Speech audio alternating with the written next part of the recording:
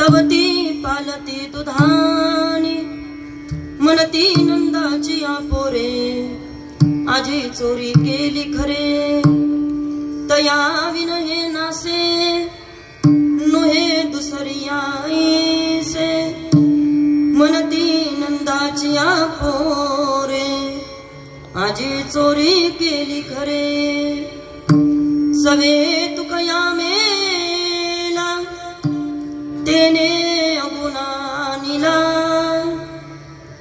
म्हणती नंदाची पोरे आजी चोरी केली खरे विठ्ठल विठ्ठल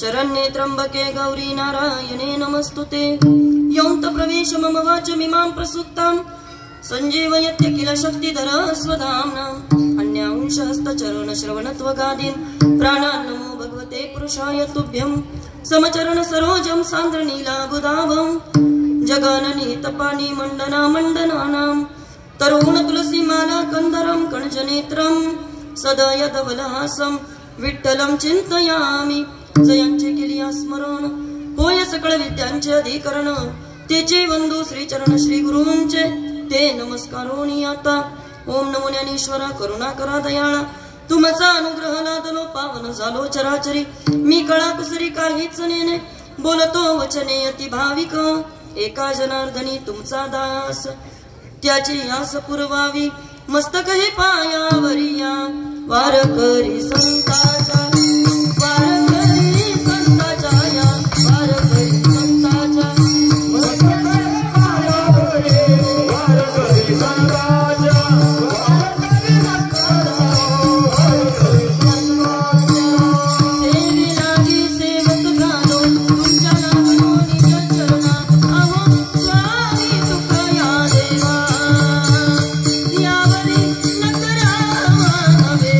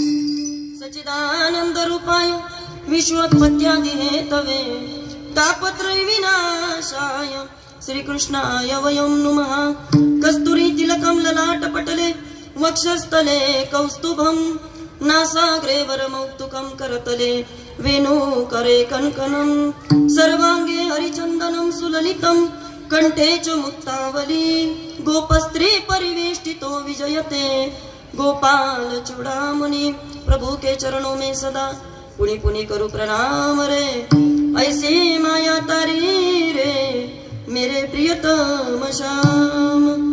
मुक्त कैवल्य तेजोनिधी भगवान श्री ज्ञानोबराय जगद्गुरु श्री संत तुकोबराय आदी करून सर्व संतांच्या चरणी साष्टांग अभिवादन करते।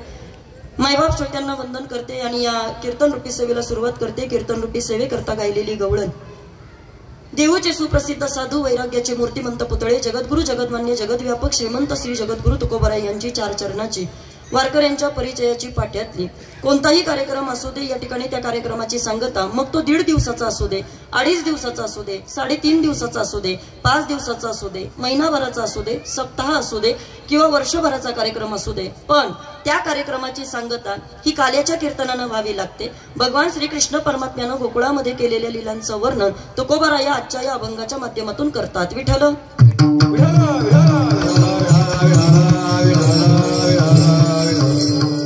कार्यक्रमाला सुरुवात करण्यापूर्वी अल्पसा परिहार देणं वक्त्याचं कर्तव्य। प्रेमानं आनंदानं भक्तिमय अशा वातावरणामध्ये आई पद्मावतीच्या आणि रोटाई देवीच्या प्रांगणामध्ये अतिशय सुंदररित्या भव्य दिव्य स्वरूपामध्ये या ठिकाणी मूर्तीची केलेली प्राणप्रतिष्ठा आणि त्या निमित्तानं या ठिकाणी सातत्यानं गेल्या 5 दिवसापासून म्हणजे 4 दिवसापासून आजचा 5वा दिवस बरोबर ना गेल्या 4 दिवसापासून या ठिकाणी आपण हा कार्यक्रम इथे संपन्न करत आहोत। खरं तर चिमळीकरचे या ठिकाणी आभार मानले पाहिजेत कारण इतक्या सुंदररित्या कार्यक्रमाचं केलेलं त्यांनी आयोजन मला वाटतं ज्या कार्यक्रमाचे जे आयोजक आहेत त्या आयोजकांकरता सर्वप्रथम चिमळीकरांनी टाळ्या वाजवल्या पाहिजेत। जीवावर आले का तुमच्या जोरात वाजवा की वा धन्यवाद। आता इकडे पहा माझ्याकडे सगळ्यांनी टाळ्या याच्याकरता सांगितल्या कारण गुणहीन पुरुषाला गुणवानाची किंमत कळत नाही। गुणवान गुणवानाचा द्वेष करतो पण आपल्यामध्ये या ठिकाणी आपल्या कानावरती काहीतरी योगदान घडावं ज्ञानदान घडावं चांगलं काहीतरी पडावं या अनुषंगानं केलेल्या कार्यकर्त्यांचे श्रम पाहत असताना त्यांचं कौतुक करणं हे आमच्यासारख्या कीर्तनकारांचं देखील वारकरी बाबा आद्य कर्तव्य ठरतं। म्हणून मी तुम्हाला टाळ्या वाजवायला सांगितल्या। कोणाला राग आला असेल तर येऊ द्याच म्हणणार ना सॉरी थोडी म्हणणार आहे मी तुम्हाला। ऐका आता बसताना थोडं ताड बसा बरं सगळेजण ताट नाहीत का इकडं लोक आमच्या इकडे रे ना ताट लोक चला बसताना थोडं ताट बसा 1 सर्वांगाचे कान करून चिंतन ऐका 2 आणि ज्या ज्या वेळेला परमात्म्याचं भजन होईल त्या वेळेला सर्वांनी हाताने टाळी मुखाने नामचिंतन करा। का करायचं नामचिंतन कारण 4 दिवस सातत्यानं तुम्ही कार्यक्रम सगळी मंडळी ऐकत आहात पण आजचा दिवस मात्र प्रत्येकाकरता काहीतरी वेगळा आहे। का वेगळा आहे त्याचं कारण तुम्हाला सांगते।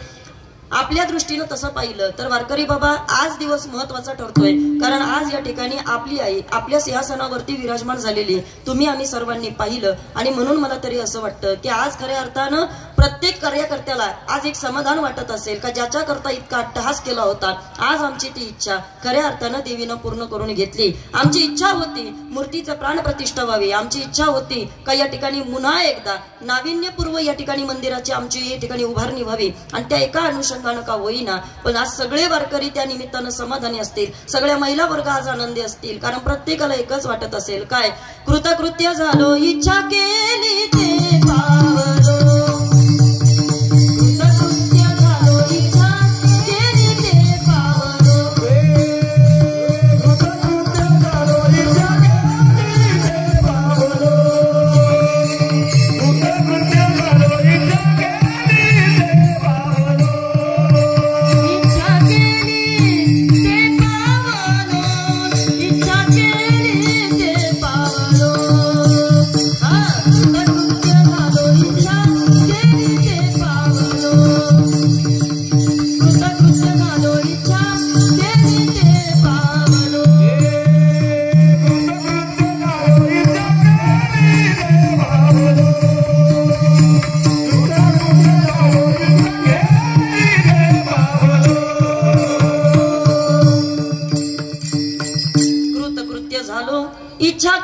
पावलो आज सात्विक राजस तामस प्रत्येक लोकांना खऱ्या अर्थानं आनंद आहे कारण आज या निमित्तानं का होईना पण या कार्यक्रमाची सांगता करत असताना पहा इकडं माझ्याकडे सगळी जण मी सांगेल तुम्हाला आज प्रत्येक जण इथं आनंदी आम्हाला दिसतोय त्याच्या मागचं कारण मंदिराचं या ठिकाणी आमच्या भगवंताला आम्ही डोळ्यानं पाहतोय आणि मग या डोळ्याला पाहत असताना आमच्या डोळ्यांना सुख झालं त्याच्यामध्ये काय नवले पण त्याही पेक्षा पलीकडं तसं जर पाहिलं तर एवढा मोठा कार्यक्रम एवढा मोठा उत्सव या ठिकाणी यात्रा कमिटीने इथं भरवला आणि या यात्रा कमिटीला आज एका गोष्टीचं समाधान आहे की चला त्या निमित्तानं का होईना पण आज पहिलंच वर्ष होतं आमचं हा कार्यक्रम करायचं पण इथून पुढं या वर्धापन दिनाच्या निमित्तानं आम्हाला सातत्यानं जेव्हा जेव्हा आठवण येणारे त्या वेळेला नवीन असणाऱ्या यात्रा कमिटीला वाटणारे की यस काहीतरी आम्ही केलं काय असतं पहा प्रपंच करणारे जगामध्ये भरपूर येतात पण परमार्थ करणारे मात्र या ठिकाणी शोधावे लागत असतात आणि म्हणून परमार्थ करणाऱ्यांमध्ये ज्या वेळेला आपलं नाव जोडलं जातं त्यावेळेला पुण्य फळले बहुता दिवसा भाग्य उदयाचा ठसा झालो सन्मुख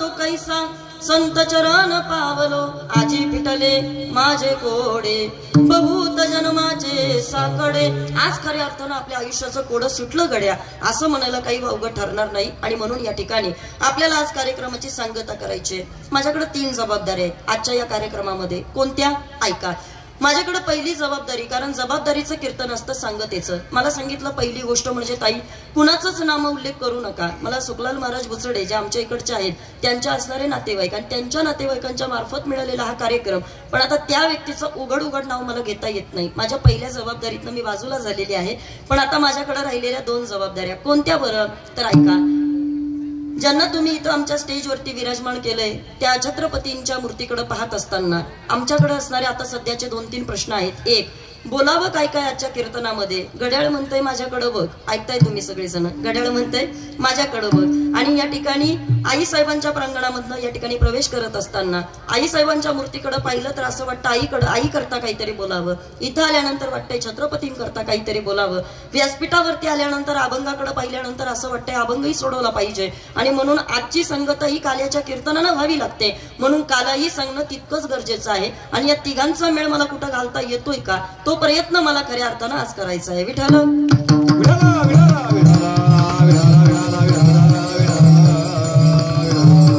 चला आपल्या या तिघांची सांगड या 1.5 तासामध्ये तुम्हाला आम्हाला किती करता येते ते आपण पाहूया कंप्लीट 7:30 वाजलेले आहेत 9 पर्यंत मी कीर्तन केलं तर चालेल का असं मला तुम्हाला विचारायचंय बोलत नाही का तुमच्याकडे मग बोला की बाबा काहीतरी माझ्याशी मी मधा जरून तुमच्याकडे पाहून बोलतीये एक तर मला असं वाटतं तुम्ही माझ्याशी बोलचाल म्हणून काहीतरी 9 वाजेपर्यंत चालेल ना 9 नंतर आपण पंक्ती बसवूया ऐका आता इकडं पहा आज या ठिकाणी आपल्याला जरी मला स्वर देत राहिलं तर बरोबर होईल काल्याच्या कीर्तनाने जरी आपल्याला सांगता करायची असली पण त्या अनुषंगाने या ठिकाणी गवळणीचा भावार्थ सुरुवातीला आपण पाहूया विठोबा रखमाईचं गोड भजन झाल्यानंतर या ठिकाणी काल्याच्या अनुषंगाचं चिंतन करूया पण आज जरा या ठिकाणी आपल्याला सुरुवातीला जे बोलायचंय ते मला तुमच्याशी सांगायचं आहे आवाज थोडा कमी ठेवा स्वराचा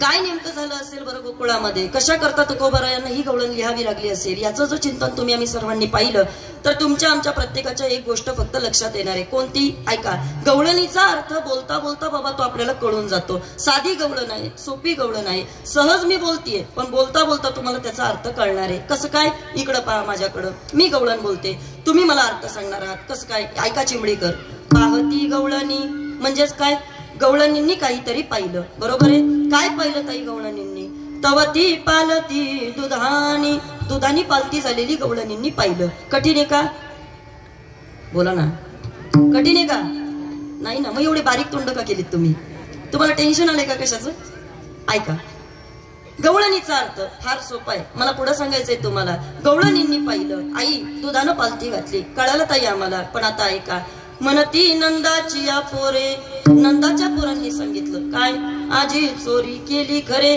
त्यानं ही चोरी केली हे आम्हाला कळालं मग एक गवळण पुढे येते आणि ती गवळण या ठिकाणी सांगते तया विनये नासे त्याच्याशिवाय हा नाश कुणी करू शकत नाही नोहे दुसरी याईसे दुसऱ्या कुणाला हे काम जमू शकत नाही आणि मग या ठिकाणी तिसरी गवळण विचारते का ग हे काम कुणी बरं केलं असेल तर मग एका गवळणी त्याचं उत्तर दिलं अगं हे काम कुणी केलं असेल याला या ठिकाणी हे सगळं करण्याकरता कुणी पाठवलं असेल तर त्याचं नाव या ठिकाणी प्रखरतेनं घेत असताना थोडी अर्वाच्य भाषा अभंगामध्ये वापरली जाते एका गवळणीच्या माध्यमातून आणि ती अर्वाच्य भाषा वापरत असताना तसं जर पाहिलं तर गाथा या ठिकाणी वेगळं बोलते आणि आपल्याला थोडंसं वेगळं बोलावं लागतं गाथ्यामध्ये शब्द तुक्या असा येतो पण आपल्या वाणीला तो शोभत नाही म्हणून कीर्तनकार त्याची फोड करतात आणि तुकई कृपया असं बोलतात. मग काय पाहिलं गवळणींनी, त्याला कुणी आणलं, हे कुणी केलं असं म्हटल्यानंतर एका गवळणीनं उत्तर दिलं आणि सांगितलं, सवे तुकया मेला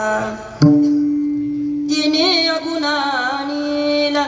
अगं त्याला या ठिकाणी आणायचं काम जर कोणाकडनं झालं असेल तर त्या तुकोबरा यांनी या ठिकाणी त्या कृष्ण परमात्म्याला इथं आणलं आणि त्यानं आमचं दही दूध तूप लोणी खाल्लं आणि आमची दुधानी पालथी घातली. हा अभंगाचा भावार्थ. कीर्तनाला सुरुवात. विठ्ठल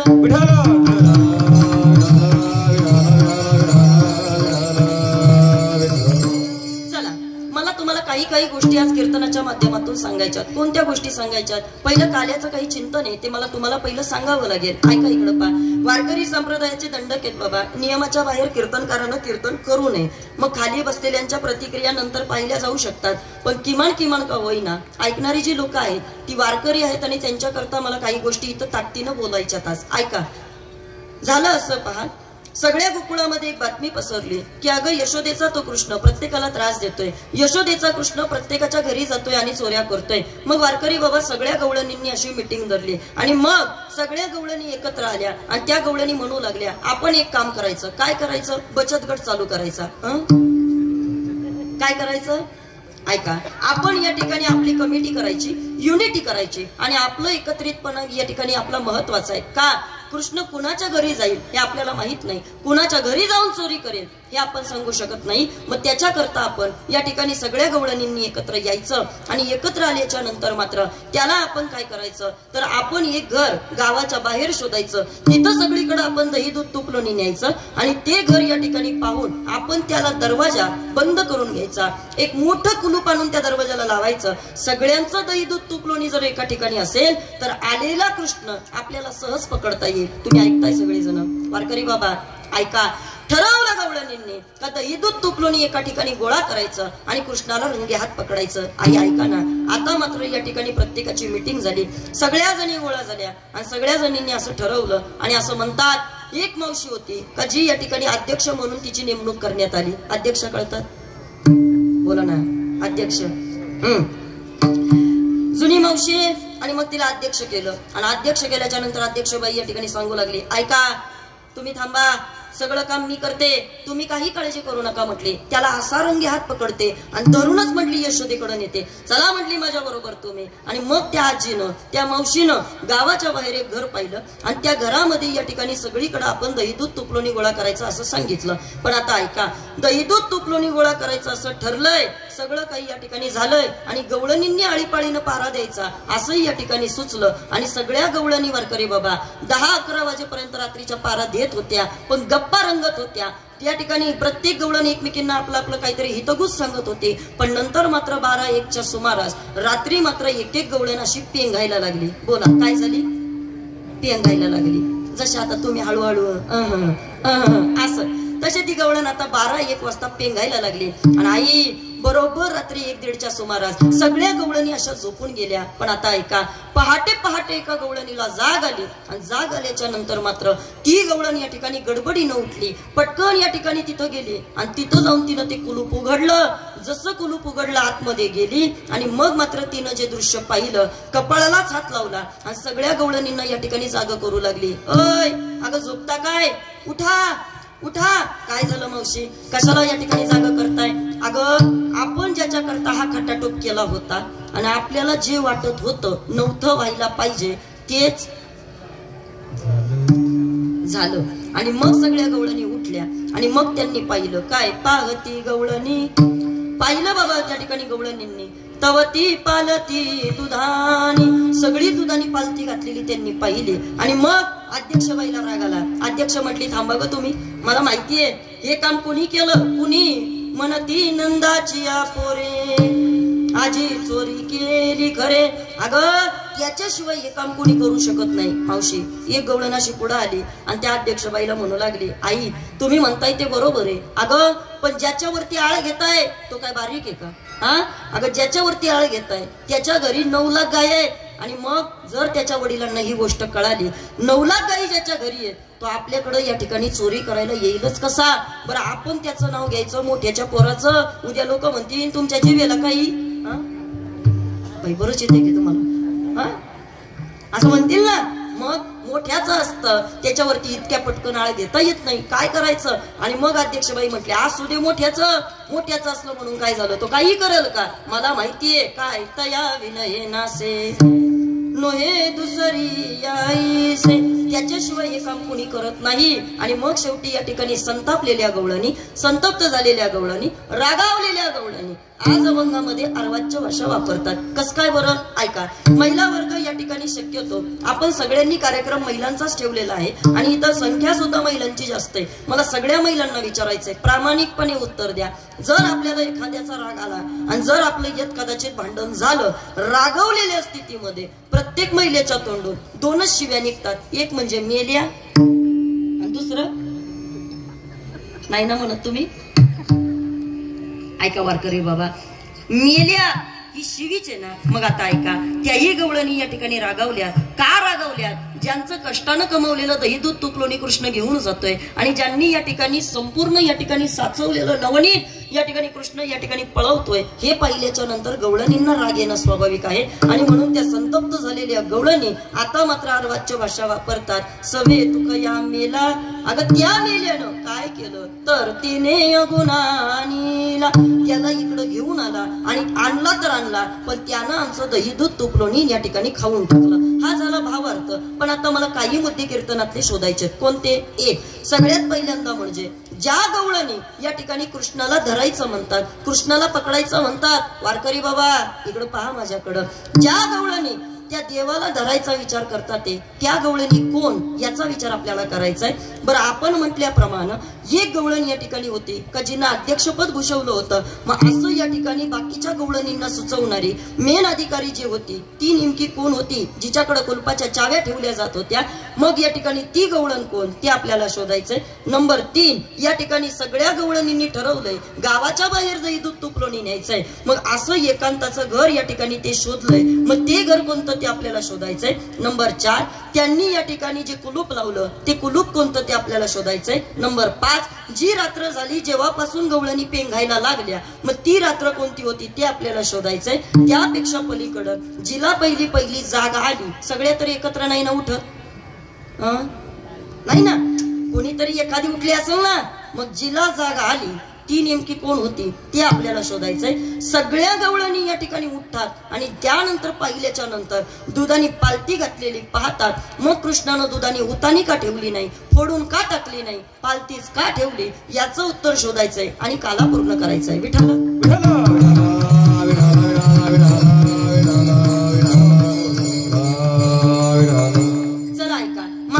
प्रश्न आहे वारकरी बाबा, कोणता?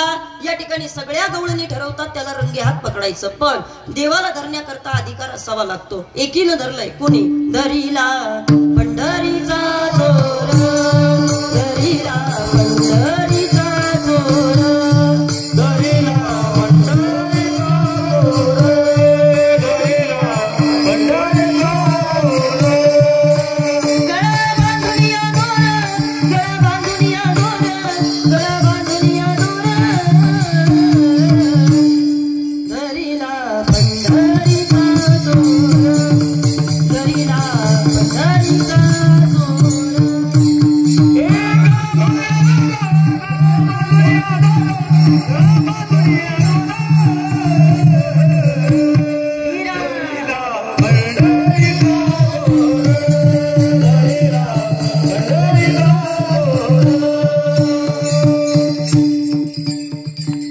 ज्यांनी धरायचा विचार केलाय त्या कोण आहेत हे आपल्याला शोधायचंय ना. वारकरी बाबा ऐका, देवाला धरायला निघाल्यात त्या काही सामान्य असतील का? काय मत आहे तुमचं? वारकरी बाबा, आयुष्य गेलं तुमचं आमचं प्रत्येकाचं, पण ऐका ना, इकडं पहा, अजून या ठिकाणी देव आपल्या स्वप्नात येत नाही. आयुष्य गेलं तुमचं आमचं, अजून भगवंताची प्राप्ती तुम्हाला आम्हाला होत नाही. आयुष्य गेलं तुमचं आमचं भक्ती करता करता अजून देवाची वाट सापडत नाही. आणि या गवळणी तर देवाला बांधायची भाषा करतात, या गवळणी देवाला पकडायची भाषा करतात. अधिकार कुणाचा आहे ते आपल्याला कळायला पाहिजे. कुणी उठून देवाला धरेल चालेल काय?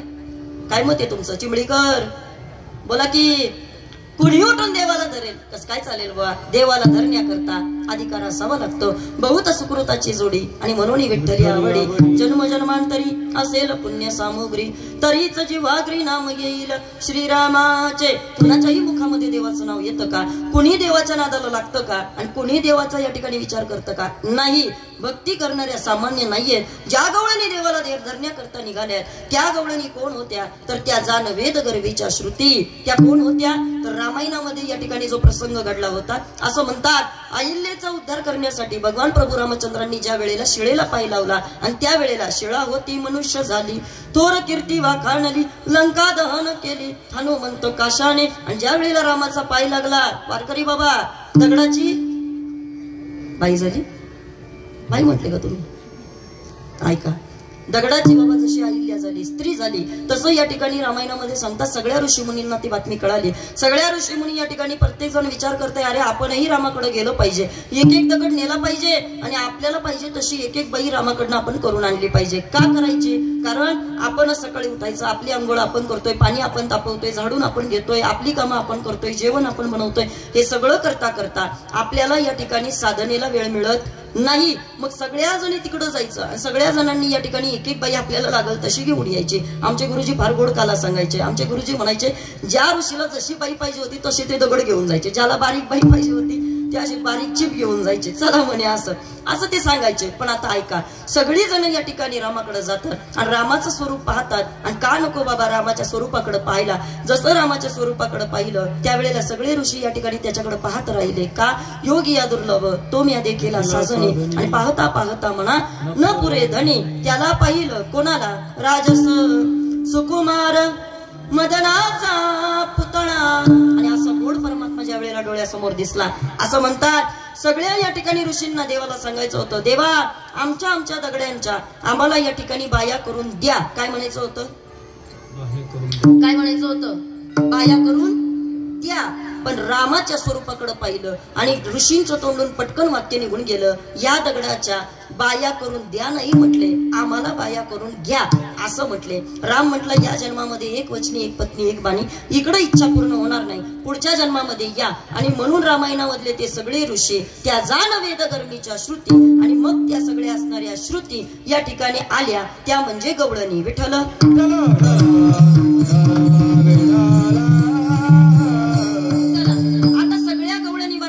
ठरवतात.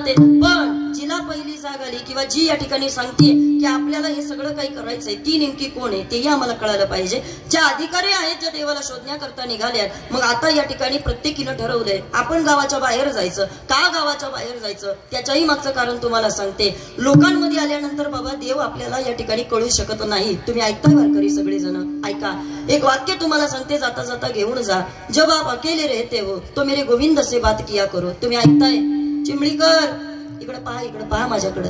ऐका, जब आप अकेले रहते हो तो मेरे गोविंद से बात किया करो और जब लोगों के बीच में आए तो मेरे गोविंद की बात किया करो. ज्या वेळेला लोकांच्या मध्ये याल त्यावेळेला देवाविषयी बोलता आलं पाहिजे आणि ज्या वेळेला एकांतामध्ये राहाल त्यावेळेला भगवंताशी आपल्याला बोलता आलं पाहिजे. फार अवघड आहे बाबा, हे होत नाही आपल्याकडनं. पण आता ऐका, संतांनी आपल्याला सांगितलं ज्याला भगवंताची प्राप्ती करायची त्याला लोकांमध्ये राहून देव मिळत नाही, मग त्याला एकांतामध्ये कुठंतरी जावं लागतं. म्हणून तर तुकोबा म्हणतात, मन लावा एकांती साधू संगे. एक तर तुम्ही एकांतामध्ये जा, नाहीतर तुम्ही साधूच्या संगतीमध्ये जा, तरच तुम्हाला भगवंताची प्राप्ती होऊ शकते. सगळ्या गवळणी या ठिकाणी ठरवतात एकांतामध्ये जायचं आणि मग घर पाहुनी एकांताचे, नवविधा नवनीताचे, नवविधा भक्तीच्या नवनीताचं घर त्याची निवड करण्यात आली. आणि त्या नवनीताचं घर पाहिल्याच्या नंतर सगळं दही दूध तूप लोणी तिथं ठेवण्यात आलं. वारकरी बाबा, ती रात्र होती. मग ती रात्र कोणती होती? तर ती रात्र अविद्येची होती. मग सकाळी या ठिकाणी ती पहाट झाली. ती पहाट कोणती होती? बाबा अहंकार निशी गणदाट गुरुवचनी फुटली. ऐका, गुरुवचनाची ती पहाट झाली आणि त्याचा परिणाम काय झाला? बोधपुत्र निर्माण झाला जेव्हा, ममता म्हातारी मरून गेली तेव्हा, भक्ती बहीण धावून आली गावा. आता संध्या कैसी करू केशवागा, झाली संध्या संदेह माझा गेला, आत्मा राम हृदयी प्रगटला. गुरुवचनाची पहाट झाली. ऐका, अविद्या नावाची या ठिकाणी रात्र होती. ती रात्र या ठिकाणी निरसली आणि मग असं म्हणतात गुरुवचनाचे पहाट झाल्यानंतर सगळ्या गवळणींना या ठिकाणी जाग आली. आणि ती जाग यावी म्हणून पार मारते. संत काय करतात? जागच तर करतात ना. वेळोवेळी तुम्हाला आम्हाला या ठिकाणी काय करत असतात? सांगत असतात, उठा जागे भारे आता, उठा जागे भारे आता.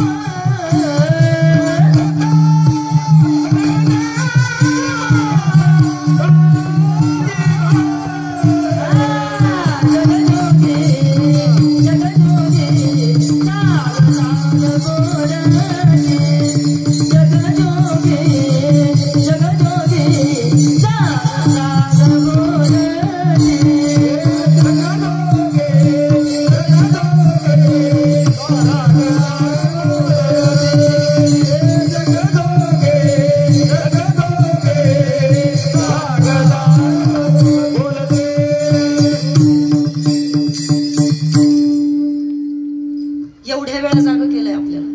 तुम्ही जागे झालेत ना? पण वारकरी ऐका, इकडं पहा. संत वेळोवेळी तुम्हाला आम्हाला जागा करतात.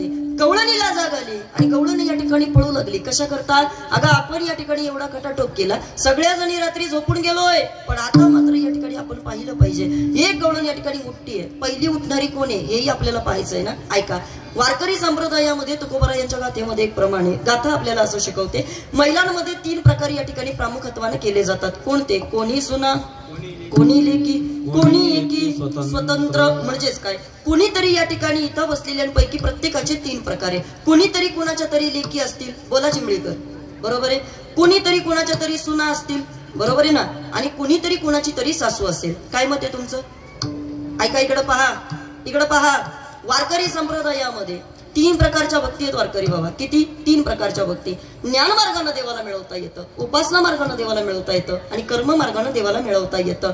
पण आता ऐका, याचा आणि याचा काय संबंध ते मला तुम्हाला सांगायचंय. सुनबाई आहे ती 100% पारतंत्र्यामध्ये जीवन जगते. सासू आहे ती 100% स्वातंत्र्यामध्ये जीवन जगते. पण लेक आहे ती 50% स्वातंत्र्य 50% पारतंत्र्यामध्ये जीवन जगत असते. आता इकडे पहा सगळेजण, ज्ञान मार्गाने या ठिकाणी जर तुम्ही गेलात तर तिथं 100% आपल्याला स्वातंत्र्य मिळतं. किती?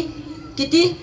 100% स्वातंत्र्य मिळतं. डॉक्टर बाबासाहेब आंबेडकरांचं असं वाक्य आहे. डॉक्टर बाबासाहेब आंबेडकर म्हणतात, माणसानं कायम पुस्तकं वाचत बसलं पाहिजे. का हो डॉक्टर बाबासाहेब आंबेडकर, तुम्ही असं का सांगता? बाबासाहेब असं म्हणायचे का माणसानं पुस्तकं वाचल्यानंतर माणसाचं मस्तक जागेवरती येतं आणि ज्याचं मस्तक जागेवरती असतं त्याला नको त्या माणसासमोर नतमस्तक व्हायची वेळ येत नाही. म्हणून माणसानं नेहमी पुस्तकं वाचली पाहिजे. कळेल माझं कीर्तन तुम्हाला, थोडा वेळ लागतो, नेमका माझ्याकडे तेवढाच कमी आहे. ऐका, आता इकडं पहा, बाबासाहेबांचं गोड वाक्य. मला हे का सांगायचंय? कारण एकदा का ज्ञानाची प्राप्ती झाली का मग मात्र तुम्ही पहा, विद्या सर्वत्र पूज्यते. ज्याच्याकडे अभ्यास आहे त्याला कुणी या ठिकाणी कधी कुठेही पाठवा, त्याला कुणासमोर झुकावं लागत नाही. मग जग बाबा या ठिकाणी त्यांच्या पुढे ज्ञानापुढे झुकत असतं. पण आता ऐका, ज्ञान असं आहे पण ते कशाचं झालं पाहिजे तेही आम्हाला कळायला पाहिजे. समर्थ या ठिकाणी आपल्याला दासबोधामध्ये त्याचं उत्तर देताना असं सांगतात, ज्ञान कशाला म्हणायचं बा, तर ज्ञान कशाला म्हणतात? ऐका, समर्थ असं सांगतात, ऐका ज्ञानाचे लक्षण. ज्ञान म्हणजे आत्मज्ञान, जाणे आपणासी आपण तयानाव ज्ञान. स्वतःची स्वतःला पटलेली ओळख याला ज्ञान असं म्हटलं जातं. दुसऱ्याचं काय चुकलं हे पाहणं याला ज्ञान म्हटलं जात नाही. दुसरा किती कमी आहे आपल्यापेक्षा हे पाहणं याला ज्ञान म्हटलं जात नाही. दुसऱ्याचं माप काढणं याला ज्ञान असं अजिबात म्हटलं जात नाही. मग ज्ञान त्याला म्हटलं जातं. म्हणून तर ज्ञानोबा म्हणतात, आपली आपण करा सोडवणं, संसार बंधन तोडा वेगे. अरे आपल्या आपल्या सोडवणुकीचा विचार करा. ज्या दिवशी आपल्याला योग्य मार्ग सापडतो आयुष्यामधला तो सगळ्यात मोठा आपला या ठिकाणी फायद्याचा दिवस असतो. आणि म्हणून ज्ञान आहे त्याला 100% स्वातंत्र्य आहे, त्याला कुणापुढे झुकावं लागत नाही. पण आता पुढे चला वारकरी बाबा, उपासना आहे, बरोबर आहे. उपासना मात्र या ठिकाणी 100% पारतंत्र्यामध्ये राहते. 100% पारतंत्र्यामध्ये तिला राहावं लागत असतं. कसं काय बरोबर दादा तुम्ही असं आम्हाला सांगता?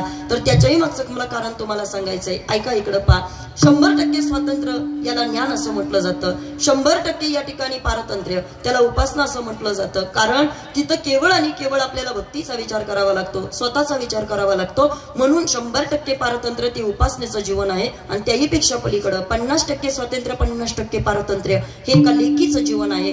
तुम्हाला आम्हाला संसार करावा लागतो म्हणून आपण संसारही करतो आणि परमार्थ आवडतो म्हणून वेळ मिळेल तसं कीर्तनामध्ये सुद्धा येऊन आपण बसतो. म्हणजेच काय, ते तुमचं आमचं कर्म आहे. 50% स्वातंत्र्य 50% पारतंत्र्य हे कर्माच्या अधीन असतं. आणि म्हणून या ठिकाणी गाथा आपल्याला असं शिकवते का जागा कुणाला या ठिकाणी पहिली जाग जिला येते ती 100% स्वातंत्र्य असणारीच आहे. कसं काय? इथल्या इथं पटवून देते तुम्हाला. चिमळीकर बोला माझ्याशी पटकन, खरं खरं उत्तर द्या मला. घरामध्ये सकाळी पहिलं लवकर कोण उठतं? सून, सासू की लेक? हा, बोलत नाही का तुमच्याकडं? सासू. सासू कुणाकुणाचं मत आहे सासू लवकर उठते, जरा हात वर करा बरं. सासू लवकर उठते. चला याची कारण शोधलीत दादा मी, मला ती सांगायची आहेत तुम्हाला आज. ऐका, लेक आहे तिला कोणी उठवत नाही. तुमच्याकडे काय लेक आहे तिला कोणी उठवत नाही, बरोबर आहे. सून आहे तिला लवकर जाग येत नाही. तरुणपणामध्ये माणसाला झोप जास्त असते. पण मला एक टेन्शन आहे बाबा, कोणतं माहितीये का, थोडा लहान तोंडी मोठा घास घेते. मला पडलेला प्रश्न आहे कोणता, तुम्ही म्हणता सासू लवकर उठते, बरोबर आहे, काही हरकत नाही बाबा ती उठते. पण माझा पडलेला प्रश्न आहे का म्हातारपणामध्ये नेमका यांच्या झोपा जातात कुठे, काय नेमका प्रॉब्लेम आहे काय माहितीये बा. पण इतक्या लवकर उठतात. बरं उठतात तर उठतात, त्या काय अशा गप नाही बसत. मग ऐका इकडं पा, उठणार आणि बाकीच्यांना सांगणार उठा ग, दिवसभर आला ग. कोंबडा म्हणतात का तुमच्याकडे, म्हणतात का? हा वारकरी बाबा त्या स्वतः एकट्या उठत नाही, मग त्यांची इच्छा यांनाही उठवलं पाहिजे. बरं आता त्याही मध्ये मोठा प्रॉब्लेम आहे. काय असतं माहितीये का दादा, एखाद्याला गाढ झोप लागलेली असेल, त्याला अचानक झोपेतनं उठवलं का त्याला राग येतो, बरोबर की नाही. अशी काही लोक मी पाहिलेली आहेत वारकरी बाबा, झोपेतनं उठवणं चांगलं नाही, त्याचं पाप लागत असतं. पण त्याही पेक्षा पलीकडं एखादा जर रागीट असेल ना, एखादा रागीट असेल आणि जर त्याला तुम्ही उठवायला गेलात, हा आमचे गुरुजी म्हणायचे जुन्नरकडं ते लक्ष्मण महाराज दातखिळे म्हणून होते जुन्नर परिसरामध्ये. त्या दातखिळे बाबांची एक सवय होती, कोणती माहिती का, त्यांना झोपेतनं कुणी उठवलं का त्यांना फार राग यायचा. नुसता राग येत नव्हता, मग जे उठवायला येईल पहिले त्याच्याच ठेवून द्यायचे.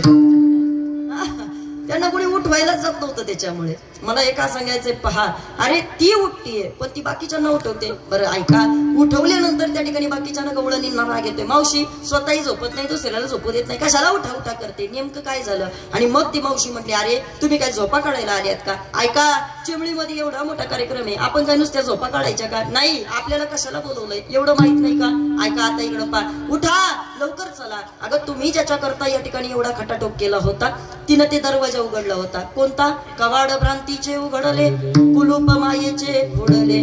माया नावाचं कुलूप तिनं फोडून टाकलंय. अविद्या नावाचा दरवाजा, या ठिकाणी भ्रांत नावाचा दरवाजा आहे, संशय, तो दरवाजा तिनं उघडलाय. आणि तो दरवाजा उघडून तिनं आतमध्ये प्रवेश केला. तिकडं गेल्यानंतर जे तिनं पाहिलं, काय पाहिलं तर मग मात्र तिनं पाहिलं सगळा मुद्देमाल या ठिकाणी आपला जप्त झालेला आहे. गवळणींना सांगितलं चला ग बघा. तिकडं गेल्यानंतर सगळ्या गवळणी पाहू लागल्या. आणि काय पाहू लागल्या, अभंगाचं पहिलं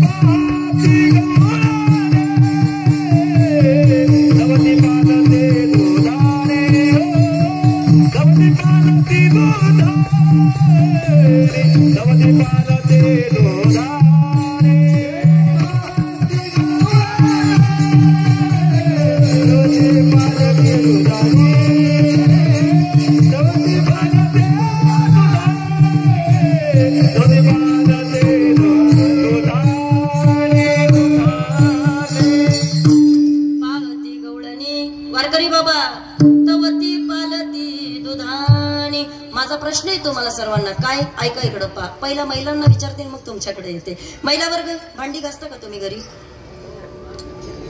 बाया आहेत का कामाला तुमच्याकडे, मग बोला की तुम्ही पहिले. हा बाया भांडी घासता सगळ्या जणी, नक्की. ऐका भांडी घासून झाल्याच्या नंतर ऐका, पाण्यानं आपण ती धुवून ठेवली आणि धुवून ठेवल्याच्या नंतर आपण ती भांडी कशी ठेवतो? पालती ठेवतो, बरोबर आहे का? पालती ठेवता, पाणी नितळावं म्हणून पालती ठेवता. आणि मांडणीला लावताना पालतीच लावता. आता तर पाणी नितळलंय ना, तरी पालतीच का बरं? परत कचरा जाऊ नये म्हणून. तू पण भांडी घासतोस का रे? इकडून उत्तर आलं रे मला, बाकी काही नाही. वा, पण बरे तुला माहिती आहे हे तरी चांगले. कचरा जाऊ नये हेच योग्य उत्तर आहे. टाळी वाजवा बरं तुम्ही त्याच्याकरता. ऐका इकडे माझ्याकडे पहा जरा सगळेजण. दादानं उत्तर दिलं. तुमचंही तेच मत आहे? तेच मत आहे का? ऐका, मला विचारायचंय, संसारामध्ये पालतं हा शब्द या ठिकाणी चांगला आहे का बरं वाईट आहे? एखाद्याचं पालतं झालं म्हटलं वाईट वाटतं की नाही? बोला की वारकरी. संसारामध्ये पालतं हा शब्द बाबा या ठिकाणी ऐकायला चांगला वाटत नाही. पण तुकोबराया म्हणतात तवती पालती दुधानी. मग आज तुकोबराया पालता शब्द कसं काय बरं वापरतात? त्याचं उत्तर आपल्याला शोधायचंय. का हो, कृष्णानं उतरंडी या ठिकाणी फोडल्या असत्या, किंवा कृष्णानं खाऊन झाल्याच्या नंतर त्यानं ती फोडून टाकलं असतं तरी चाललं असतं. त्यानं उतानं ठेवलं असतं तरी चाललं असतं. खायचं होतं, उतानं ठेवायचं होतं, निघून जायचं होतं. मोकळी केलेली सगळी दुधाने कृष्णानं पालथी का घातली याचं उत्तर आपल्याला शोधायचंय. तर त्याचं उत्तर फक्त इतकंच आहे. कृष्ण विचार करतोय वारकरी बाबा, त्यानं चोरलं, पण काय चोरलं ते आम्हाला कळालं पाहिजे. बाबा 9 लाख गाई ज्याच्या घरी आहे तो या ठिकाणी गवळणींच्या घरी दही दूध तूप लोणी खाण्याकरता जाईल असं तुम्हाला वाटत असेल तर ते चुकीचं आहे. तो यायचा, तो चोरी करायचा, पण काय चोरायचा? हरीने हरीने माझे चित्त. तो चोरी करायचा, पण तो चित्ताची चोरी करायचा. तो चोरी करायचा, पण काम क्रोध दंभ मत्सर मोह अहंकार या 6 विकारांची चोरी तो करायचा. ओले मृतिकेचे मंदिर आता 6 जण मंदिर कुंभा करता ती पोखर याचा नका करू अंगीकार गा. हे 6 चोर 6 विकाराच्या आतमध्ये आहेत ना. तो या ठिकाणी त्याची चोरी करायचा. आणि पालता का घालायचा आई? तर त्याची फक्त एक इच्छा होती, ज्या गवळणींनी माझ्याकरता एवढे कष्ट घेतले, ज्या गवळणींनी माझ्याकरता एवढं या ठिकाणी सगळं सहन केलं, आणि ज्या माझी भक्ती अविरत करतात त्या भक्तींच्या अंतःकरणामध्ये परत या ठिकाणी ते विकार जाऊ नये याच्याकरता या ठिकाणी ती दुधानी पालती घातली. ऐका वारकरी बाबा, तू मिळावा त्याच्याकरता तुकोबा म्हणतात आधी काहीतरी घालावं लागतं. आम्ही अगोदर आमचं घर रिकामं केलंय म्हणून तर तो आलाय ना. ऐका, कामक्रोध केले घर रीते, कामक्रोध केले घर रीते,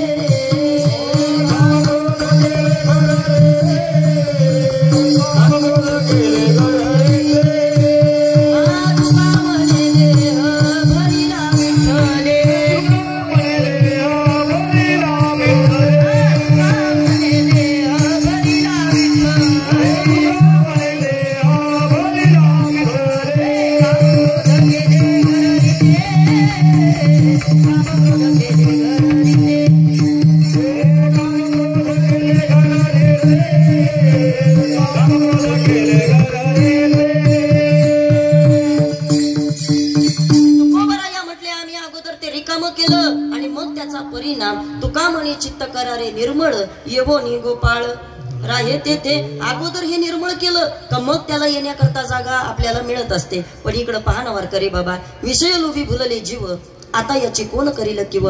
रात्रंदिवस प्रपंच तुमच्या आमच्या डोक्यामध्ये, रात्रंदिवस संसार आपल्या डोक्यामध्ये. देवाला यायला जागा आहे का हो? बोला की वारकरी, झोप आली का तुम्हाला? नाही ना.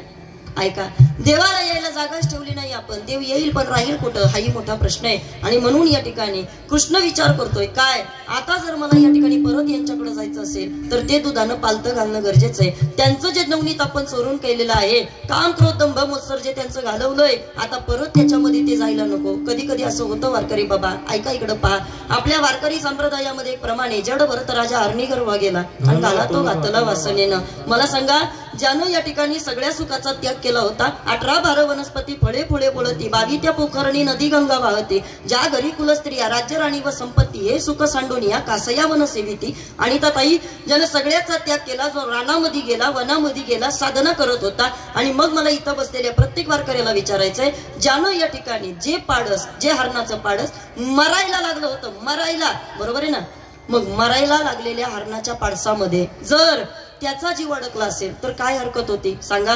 त्यानं ती दया दाखवली. दया करणं चांगलं आहे की वाईट आहे? दया चांगली ना. आपल्याकडे काय शिकवलं जातं? भूतदया गाई पशुचे पालन. बरोबर आहे ना. दया वाईट नाहीये, दया चांगलीच आहे. पण आता तरी सुद्धा मला इथं बसलेल्यांना विचारायचंय, काय चूक केली होती राजांनी? काहीच नव्हती चूक केली. हरणाच्या पाडसामध्ये या ठिकाणी त्याचा जीव अडकलाय. दया त्याची या ठिकाणी आहे, पण दया केल्याचं निमित्त जर त्याला परत हरणाच्या गर्भात जावं लागतंय. वारकरी, आयुष्यभर या ठिकाणी तुम्ही आम्ही कुत्री मांजरी पाळून बसलोय. नाही कळलं तुम्हाला? हा, मी विचार करते कधी कधी, ज्यांच्याकडं या ठिकाणी घरामध्ये कितीतरी महागडी कुत्री आहेत, आई बाप नाही घरामध्ये ठेवत ती लोक. नाही कळलं तुम्हाला? हा, हरणाच्या पाडसात ज्याचा जीव अडकला त्याला हरणाच्या गर्भात जावं लागलं. अजूनही नाही कळलं का तुम्हाला? हा, विचार करा. ज्यांच्या घरात इतकी महागडी कुत्री असतील त्यांचं काय होणार आहे? मला हे का सांगायचंय? ऐका, काम निघून जातोय पण तरी सुद्धा तो परत येऊ शकतो. क्रोध जातोय पण तो परत येऊ शकतो. जे रिकामं केलंय, कृष्ण म्हणतो ते परत येऊ शकतो. ऐका, रिकामं जरी झालं, ज्ञानही झालं तरी त्याचा अहंकार होतो. ज्ञानोबा या म्हणतात, नवल अहंकाराची गोटी विशेषण लगे अज्ञाना पाठी, सज्ञानाच्या झोंबे कंठी नाना संकटे नाचवती. ज्ञान जरी झालं तरी त्याचा अहंकार होत असतो. ज्ञानही पूर्णत्वाला जातं, असं अजिबात नाहीये. मग आता इकडे पहा सगळे वारकरी, कृष्ण विचार करतोय ते पालतं घातलं पाहिजे. संसारामध्ये पालतं हा शब्द चांगला नाही, पण आता फक्त माझ्याकडे इकडे पहा. एक ना एक दिवस हे दुधानं सुद्धा तुम्हाला आम्हाला पालतं घालावंच लागणार आहे. म्हणून कृष्ण म्हणतो हे पालतं ठेवले. विठ्ठल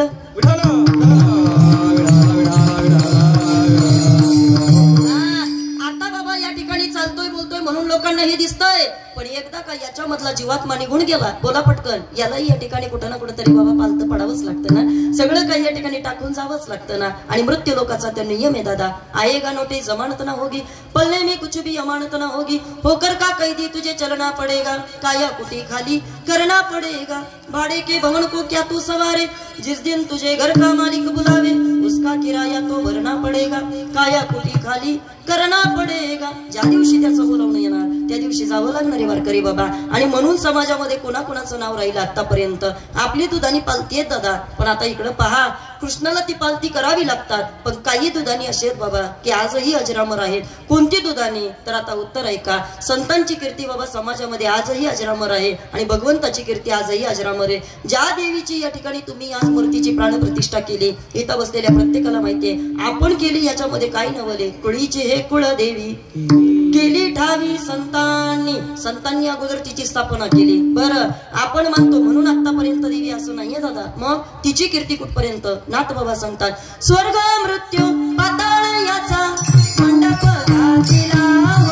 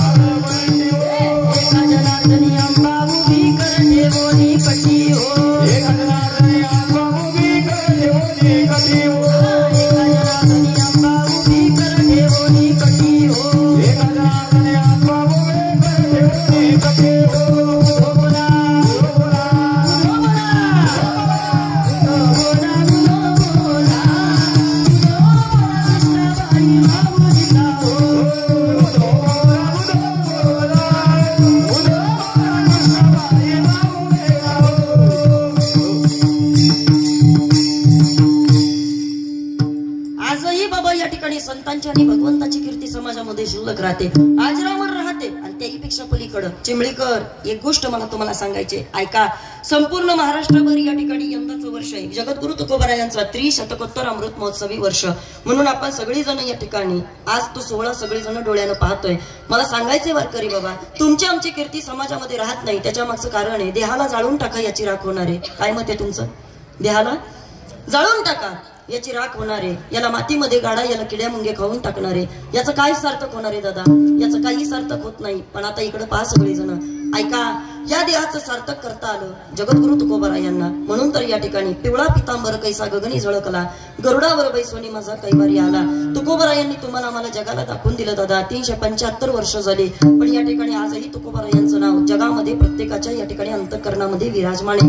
काय कारण असेल तर याचं आम्हाला सांगा ना. आयुष्यभर या ठिकाणी वस्तू गोळा केलेला सिकंदर जाताना मोकळ्या हाताने गेला दादा, जाताना मोकळ्या हाताने गेला. सिकंदर के हौसले तो आले थे, लेकिन गया जब दुनिया से तो दोनों हात खाली थे. ऐका, वस्तू गोळा केलेला सिकंदर जाताना मोकळ्या हाताने जातोय आणि आयुष्यामध्ये प्रपंचामध्ये एकही वस्तू न ठेवलेले तुकोबाराया महाराष्ट्र त्यांचा 375वा वैकुंठ गमन सोहळा साजरा करतोय.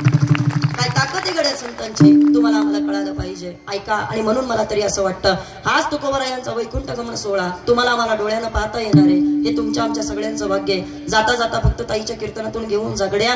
कुणी विचारलं तुम्हाला का हो मृत्यू लोकामध्ये काय आनंद घेतला, मृत्यू लोकामध्ये काय होतं, असं जर स्वर्गात गेल्यानंतर तुम्हाला जर कोणी विचारलं, जर स्वर्गातल्या लोकांनी तुम्हाला विचारलं का हो याच्या मागे कधीतरी तुम्ही स्वर्ग पाहिला होता का, पण मला असं वाटतं इथून मागचं मला माहित नाही, पण यंदाचं वर्ष आणि मागचंही वर्ष तसं पाहिलं तर आपल्या सर्वांच्या दृष्टीनं अतिशय भाग्याचं. का भगवान प्रभू रामचंद्र या ठिकाणी गादीवरती झालेले, विराजमान झालेले, तुम्हाला मला उघड्या डोळ्यानं पाहता आलं, हे तुमच्या आमच्या सगळ्यांचं भाग्य. एक दुसरी गोष्ट म्हणजे या ठिकाणी जगद्गुरु तुकोबारायांचा 375वा वैकुंठ गमन सोहळा तुम्हाला आम्हाला डोळ्यानं पाहता येतं, हे तुमच्या आमच्या सगळ्यांचं भाग्य. आणि 3 या ठिकाणी आई पद्मावतीचं आणि या ठिकाणी रोटाई देवीचं या ठिकाणी विराजमान झालेली ती मूर्ती आम्हाला डोळ्यानं पाहता आली, हे तुमच्या आमच्या सगळ्यांचं भाग्य.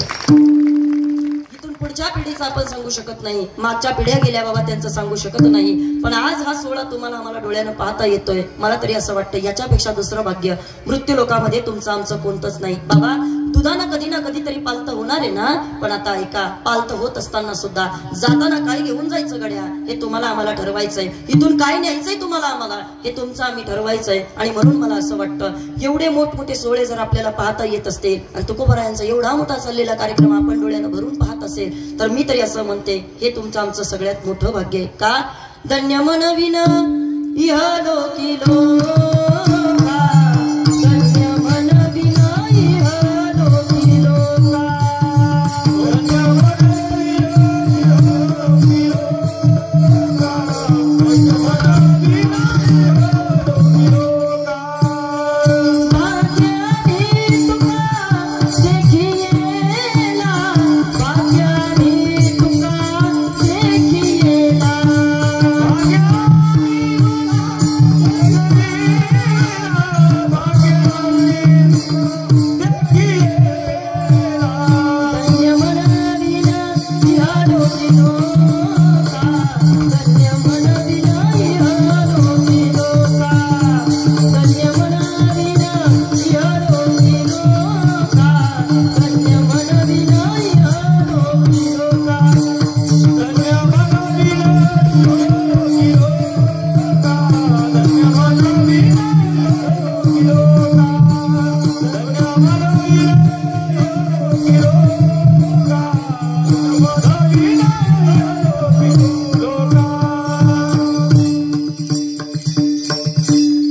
संतांच्या बाबतीमधलं भाग्य. स्वर्ग मृत्यू पाताळ याचा मंडप घाती लावो, हे झालं भगवंताच्या बाबतीमध्ये तुमचं आमचं भाग्य. आणि आता इकडे पहा ओ पुरुष वर्ग, महिला वर्ग, सिंहासनावरती व्यासपीठावरती विराजमान असलेल्या छत्रपतींकडे पाहिल्यानंतर आजही तुम्हाला मला एक गोष्ट मान्य करावी लागेल. काय, अरे जगामध्ये या ठिकाणी 33 कोटी देव मानणारा आपला हिंदू धर्म आणि या 33 कोटी देवांची अनेक मंदिरं तुम्हाला मला पाहायला मिळतात, पण ज्याचं एकही मंदिर नसताना सुद्धा लाखोंच्या हृदयामध्ये ज्यानं स्वतःचं आगळं वेगळं मंदिर असं तयार केलंय ते नाव जर कोणतं असेल तर ते छत्रपती शिवाजी महाराज. तुम्हाला आम्हाला एक गोष्ट मान्य करावी लागेल दादा, मंदिरावरचा कळस, दारापुढची तुळस या ठिकाणी आणि माता माऊलींच्या कपाळावरचं कुंकू जर कोणामुळे या ठिकाणी शाबूत आम्हाला दिसत असेल तर ते आम्हाला छत्रपतींमुळे दिसतं. आणि म्हणून या ठिकाणी तुमच्या आमच्या सगळ्यांचं भाग्य यंदाचं 395 वर्ष आहे छत्रपती शिवाजी महाराजांच्या जयंतीचं. तेही तुम्ही आम्ही सर्वजण या ठिकाणी सगळीजण साजरी करतोय. काय असतं गड्या, पहा दुधानं पाल तर पडून जातं, पण मला आज काल्याच्या कीर्तनातून तुम्हाला सांगायचंय असं एक दुधानं तयार करा दादा, का मेल्यानंतर सुद्धा तुका म्हणे एका मरणीची सरे आणि उत्तमची उरे कीर्ती मागे. असं आपलं दुधानं बनवा का आपण गेल्यानंतर सुद्धा लोकांनी म्हटलं पाहिजे एकच राजा इथे जन्मला शिवनेरी किल्ल्यावर,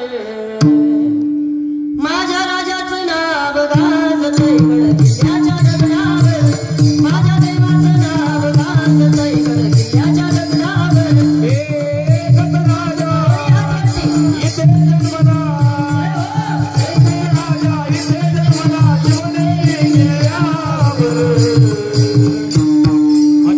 राजाचं नाव गाजतंय गड किल्ल्याच्या दगडावर, माझ्या देवाचं नाव गाजतंय गड किल्ल्याच्या दगडावर. दोन्ही हात वरती. ऐका, माझा देश मला गुलामगिरीमध्ये नको दादा, माझ्या महाराष्ट्राची गवताची काडी सुद्धा गुलामांच्या ताब्यात नको देणार नाही. आया बहिणींच्या इज्जती करता, अब्रू करता, वाटेल ते सर्वच म्हणणारे आणि हिंदवी स्वराज्याचं धोरण हातामध्ये घेणारे छत्रपती शिवराय या ठिकाणी मुठभर मावळ्यांना एकत्र आणतात. अरे 18 पगड जातीची लोक राजानं माझ्या एकत्र आणली दादा, आणि 18 पगड जातीची लोक एकत्र आणत असताना एक स्वप्न उराशी बाळगलं, हिंदवी स्वराज्य व्हावं, हिंदवी स्वराज्य व्हावं. रायरेश्वराच्या पायथ्यावरती मुठभर मावळे घेऊन माझा राजा निघाला आणि एकच गर्जना चालू झाली, हर हर हर हर.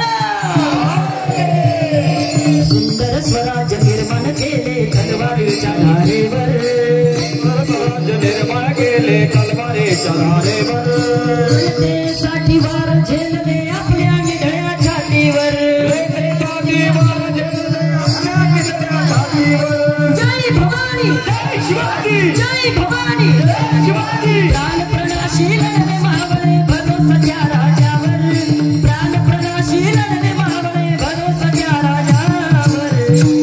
माझ्या राजाचं, माझ्या देवाचं, माझ्या राजाचं नाव गाजतंय गड किल्ल्याच्या दगडावर, माझ्या देवाचं नाव गाजतंय गड किल्ल्याच्या दगडावर, माझ्या राजाचं नाव गाजतंय गड किल्ल्याच्या दगडावर, राजाचं नाव गाजतंय गड किल्ल्याच्या दगडावर, माझ्या देवाचं नाव गाजतंय गड किल्ल्याच्या दगडावर, गड किल्ल्याच्या दगडावर. तुम्हाला आम्हाला एक पुण्याई डोळ्यासमोर ठेवावी लागेल. कुणाची? ऐका, इथं बसलेल्या त्या प्रत्येक महिलेची आणि आतमध्ये असणाऱ्या विराजमान असणाऱ्या आमच्या आई पद्मावतीची मान्य करावं लागेल. कृपा आहे बघा त्याची. आणि म्हणून तर नाथबाबांनी पहिली आरोळी जर कुणाला ठोकली तर ती आतमध्ये असणाऱ्या त्या आमच्या आई भगवतीला जाऊन गर्जना केली. आणि नाथबाबांनी सांगितलं दारू गडायचा दारू गड, दारू गडायचा दारू गड, दारू गड, दारू गड, दारू गड, दारू गड, दारू गडाई दारू गड, दारू गडाई दारू गड, दारू गडाई दारू गड, दारू गड, दारू गड, अंबाबाई दारू गडाई दारू गड, दारू गड,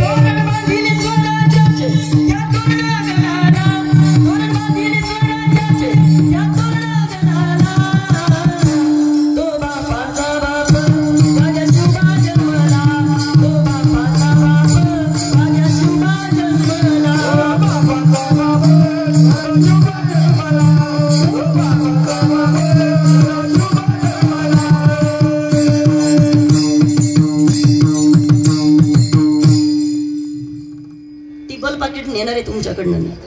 हा 3 कीर्तनाचं मी शिवजयंतीचं कीर्तन सेपरेट करते, कार्याचं सेपरेट करते आणि वर्धापन दिनाचं सेपरेट करते. यांनी तिन्ही मलाच करायला लावली. विठ्ठल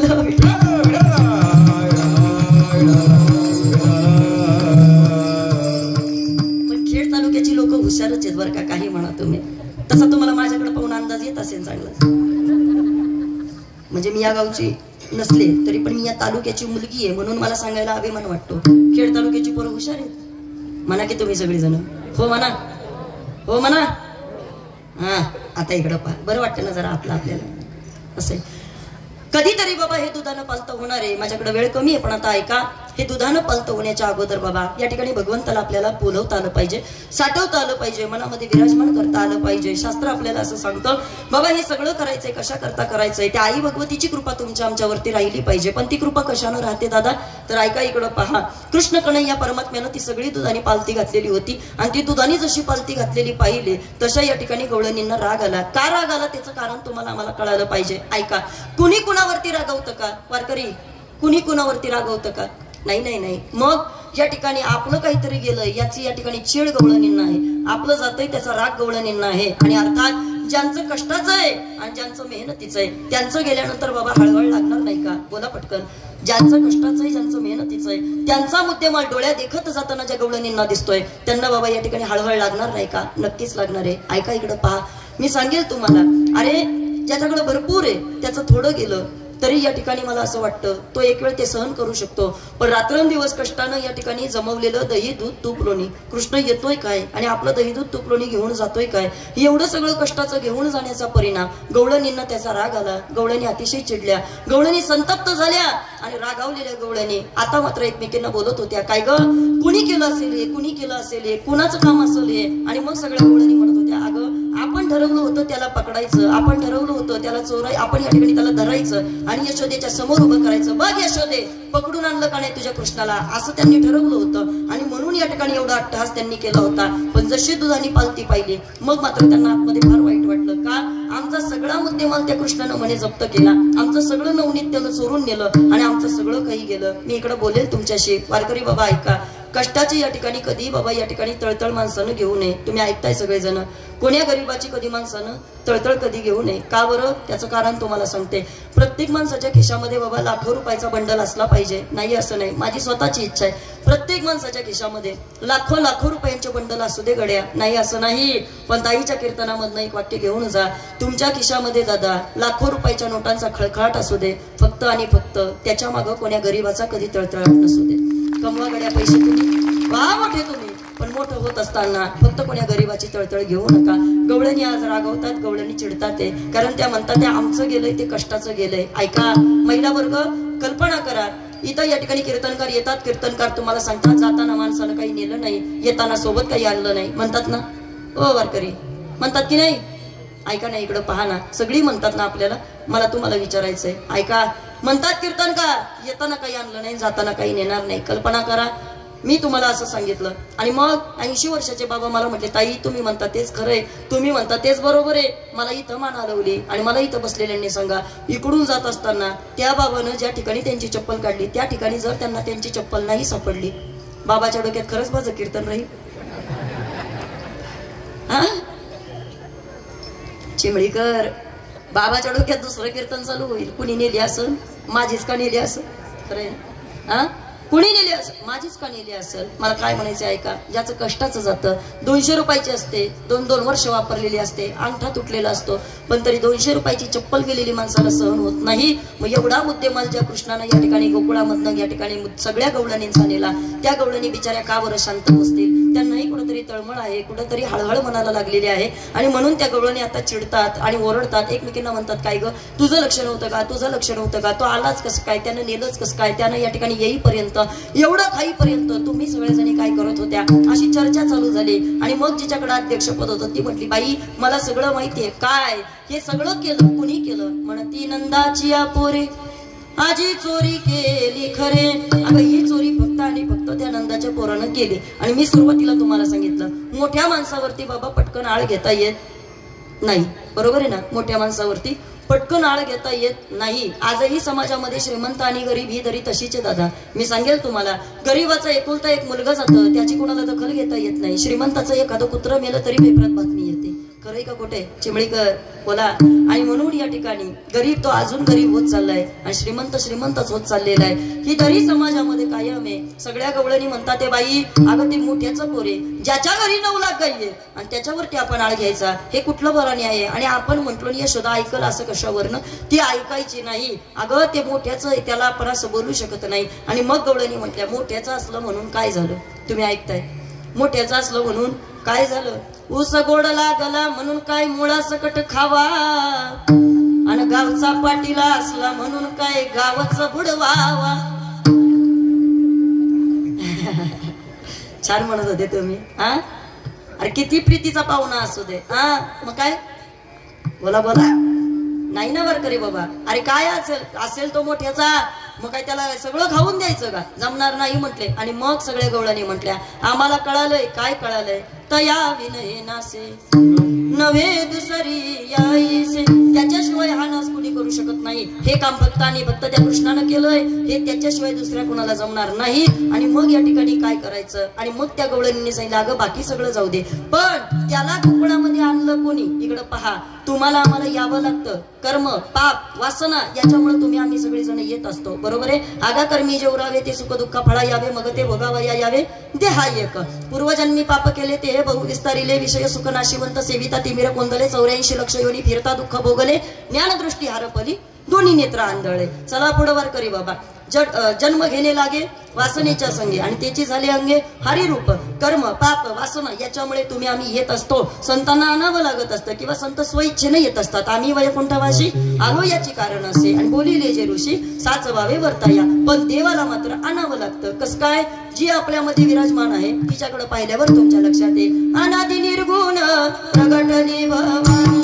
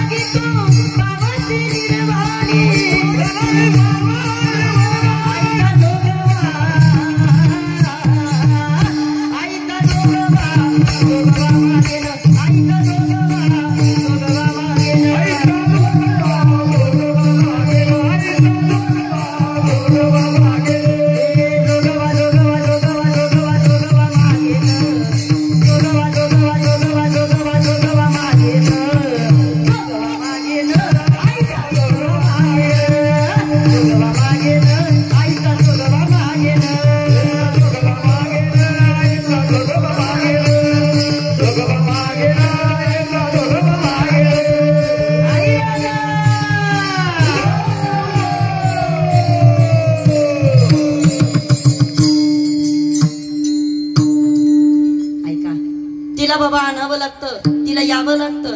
अनादि निर्गुण प्रगटली भवानी. ती प्रगट होत असते. कशा करता होत असते? जेव्हा जेव्हा धर्मावरती ग्लानी येते त्या त्या वेळेला तिला प्रकट व्हावं लागतं. काला सुद्धा आपल्याला ते शिकवतो. ज्या ज्या वेळेला पृथ्वीवरती पाप वाढतोय अधर्म वाढतोय त्या त्या वेळेला देवाला इथं यावं लागतं, अवतार घ्यावा लागत असतो. आणि म्हणून बाबा या ठिकाणी ती येत असते. आणि ऐका, नुसती येत नाही, मग या ठिकाणी बाबा ती तुमच्या आमच्यावरती कृपा सुद्धा करत असते. मी बोलेल तुमच्याशी पा इथं बसलेल्या कदाचित प्रत्येकाला माहित असेल, कुणीतरी अंतःकरणामधनं या ठिकाणी सांगत असेल ताई अहो त्या पद्मावतीचे आशीर्वाद आहे म्हणून आमच्या घरामध्ये आज सुख समृद्धी ऐश्वर कीर्ती याची सगळ्याची भरभराट आहे. ताई आज त्या आमच्या रोठाई देवीचे आशीर्वाद आहे म्हणून या ठिकाणी आमची पोरं लेकरं सुखी आहेत. मान्य करावं लागेल वारकरी बाबा तुम्हाला. कुणीतरी या ठिकाणी बसलेल्यांपैकी सांगत असेल काय वारकरी बाबा, आज प्रत्येकाची या ठिकाणी इच्छा आहे. आईच्या येण्याचं स्वागत तर आहेच आहे, पण त्याही पेक्षा पलीकडं आज प्रत्येक जण एका गोष्टी करता आनंदी आहे. कशा करता? आई तू ये न केलं ग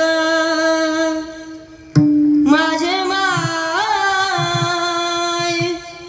आई तू ये न केलं ग तुझ्या येण्यानं जीवनाचं सोनं झालं ग, तुझ्या येण्यानं जीवनाचं सोनं झालं ग, तुझ्या येण्यानं जीवनाचं सोनं झालं ग, तुझ्या येण्यानं जीवनाचं सोनं झालं ग. लागली याचा मूल ग उमगल पाऊल ग, आई तू येणी केलं ग माझे माय.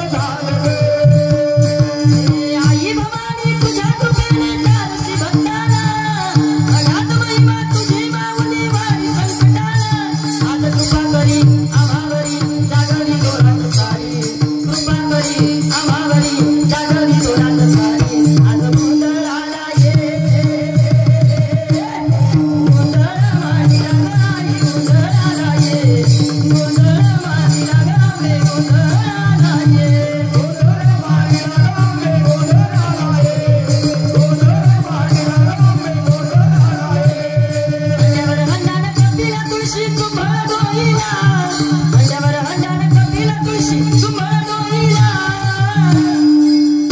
येडबाई निघाली पाण्याला माझी येडबाई निघाली पाण्याला निघाली पाण्याला माझी येडबाई निघाली पाण्याला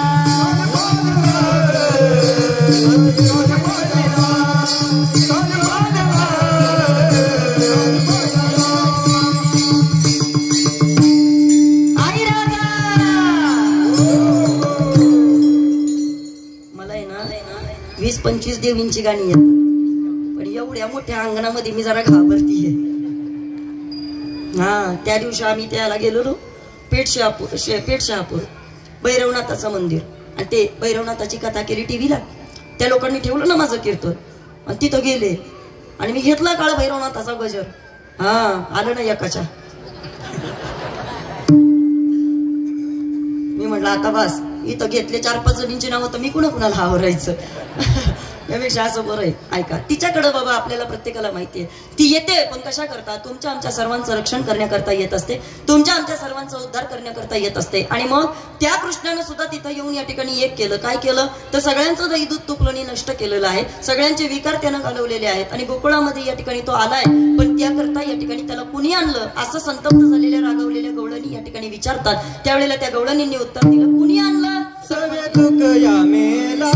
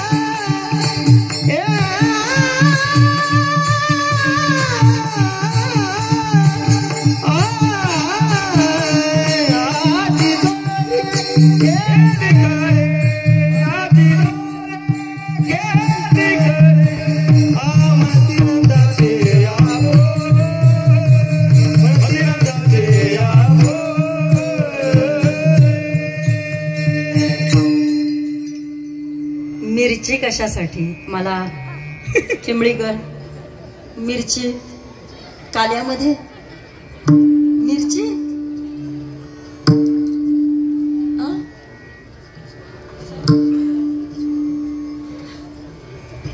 मला नका देऊ म्हणजे झालं शोला आहे का घाबरले ना मी म्हटलं मला मी त्यांना सांगितलं ना समाप्ती काल्याच्याच कीर्तन करावी लागते मला माहित नाही म्हटलं ते घेऊनच यावं लागेल तुम्हाला मला म्हटलं रागवले का काय माझ्यावर मला म्हणते घे मिरच्या खा आता चला आज बाबा या ठिकाणी तुम्ही आम्ही सर्वजण त्या भगवंताकडे आपण पाहतोय आणि त्या भगवंताला आई जशी या ठिकाणी विराजमान झाली तसं गोकुळामध्ये सुद्धा आता कृष्ण विराजमान आपल्याला करायचं आहे ऐका इकडे पहा सवे तुकया मेला आणि त्याने अगुण आणला त्याला कुणी आणलं असं विचारल्यानंतर सांगितलं तुकोबरायांनी बाबा त्याला नावारूपाला आणलं निर्गुण निराकार परमात्मा तुम्हाला आम्हाला सगुण साकार करावा लागतो का करावा लागतो कारण निर्गुण निराकार परमात्मा डोळ्यानं आपण पाहू शकत नाही अव्यक्त निराकार नाही जे आकार जेथोनी चराचर हरी शिवजे विठ्ठल जळीस्थळी वरला रीता ठाव नाही उरला तोम्या दृष्टीने पाहिला विठ्ठलची विठ्ठल पण निर्गुण निराकार परमात्मा या डोळ्यानं आपण पाहू शकत नाही का बरं बिनु पद चलई सुनई बिनु काना बिना कानानं देव ऐकतो बिना डोळ्यानं पाहतो बिना पायाचा चालतो बिना हाताची कामं करतो हे कळलं तुम्हाला गेले का घरी? ओ वारकरी ऐका बाबा, या ठिकाणी सृष्टीचा मधलं झाडाचं पान सुद्धा ज्याच्या सत्तेशिवाय हालू शकत नाही त्याला देव असं म्हटलं जातं. आणि म्हणून वृक्षाची या पानं हाले ज्याची सत्ता तो माझा देव. चाले हे शरीर कोणाची या सत्ते कोण बोलवितो हरिविन तो माझा परमात्मा. आणि असं म्हणतात दादा, या ठिकाणी त्याला तसं आम्हाला पाहता येत नाही, त्याच्याकरता संतांनी त्याला नावारूपाला आणलं आणि म्हणून आम्ही सगळेजण त्याची भक्ती करू लागलो. पण ज्या देवाची या ठिकाणी तुम्हाला आम्हाला आता पुढे या ठिकाणी काल्याची सेवा पाहायची आहे, ज्या भगवंताचं चरित्र अवघ्या 5 ते 10 मिनिटांमध्ये आपल्याला पाहायचंय, त्या तत्पूर्वी या ठिकाणी अगोदर देवाचं आपण सर्वजण भजन करूया. विठोबा रखुमाई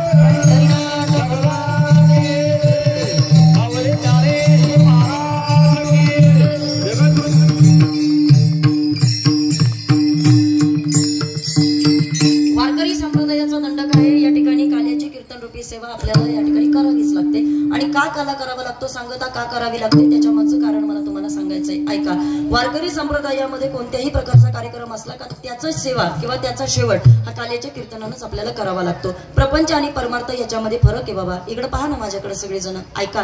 प्रपंचामध्ये या ठिकाणी तुम्ही कितीही मोठा घर बांधा त्याच्यावरती हातभर गज आपण वरतीच ठेवतो. तुमच्याकडे कसं आहे? हा का नाही? बोला की पटकन ऐका. प्रपंचामध्ये कितीही मोठी बाबा घरं बांधत राहतो पण हातभर गजवर ठेवतो, त्याला या ठिकाणी संसार असं म्हटलं जातं, प्रपंच असं म्हटलं जातं. ऐका. पण मंदिराचं बांधकाम तुम्ही काढा बरं. आपण मंदिराचं बांधकाम पूर्ण झालं असं म्हणतो. कशावरून? चिमळीकर बोला की. कशावरून? कळसावरून. कशावरून? कशावरून? कळसावरून. म्हणजेच काय? ऐका ऐका चिमळीकर, एकदा का मंदिरावरती कळस चढला का आपण काय म्हणतो?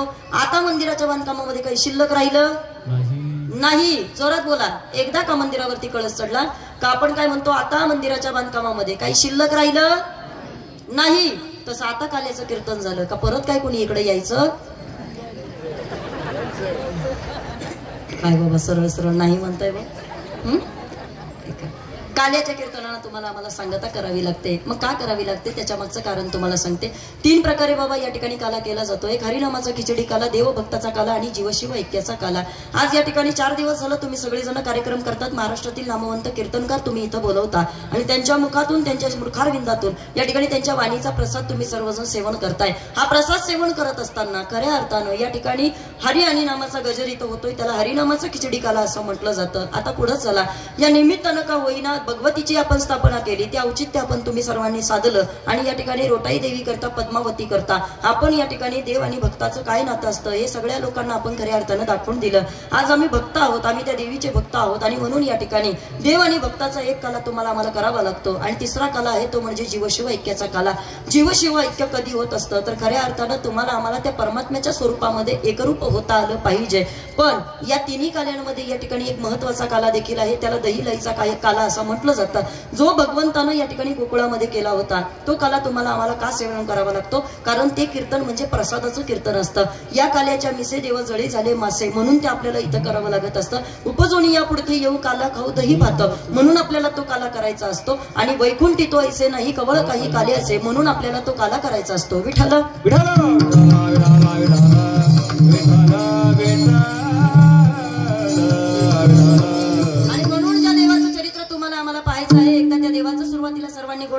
करूया आणि 5 मिनिटांमध्ये काला आवर्ता घेऊया सर्वांनी या ठिकाणी.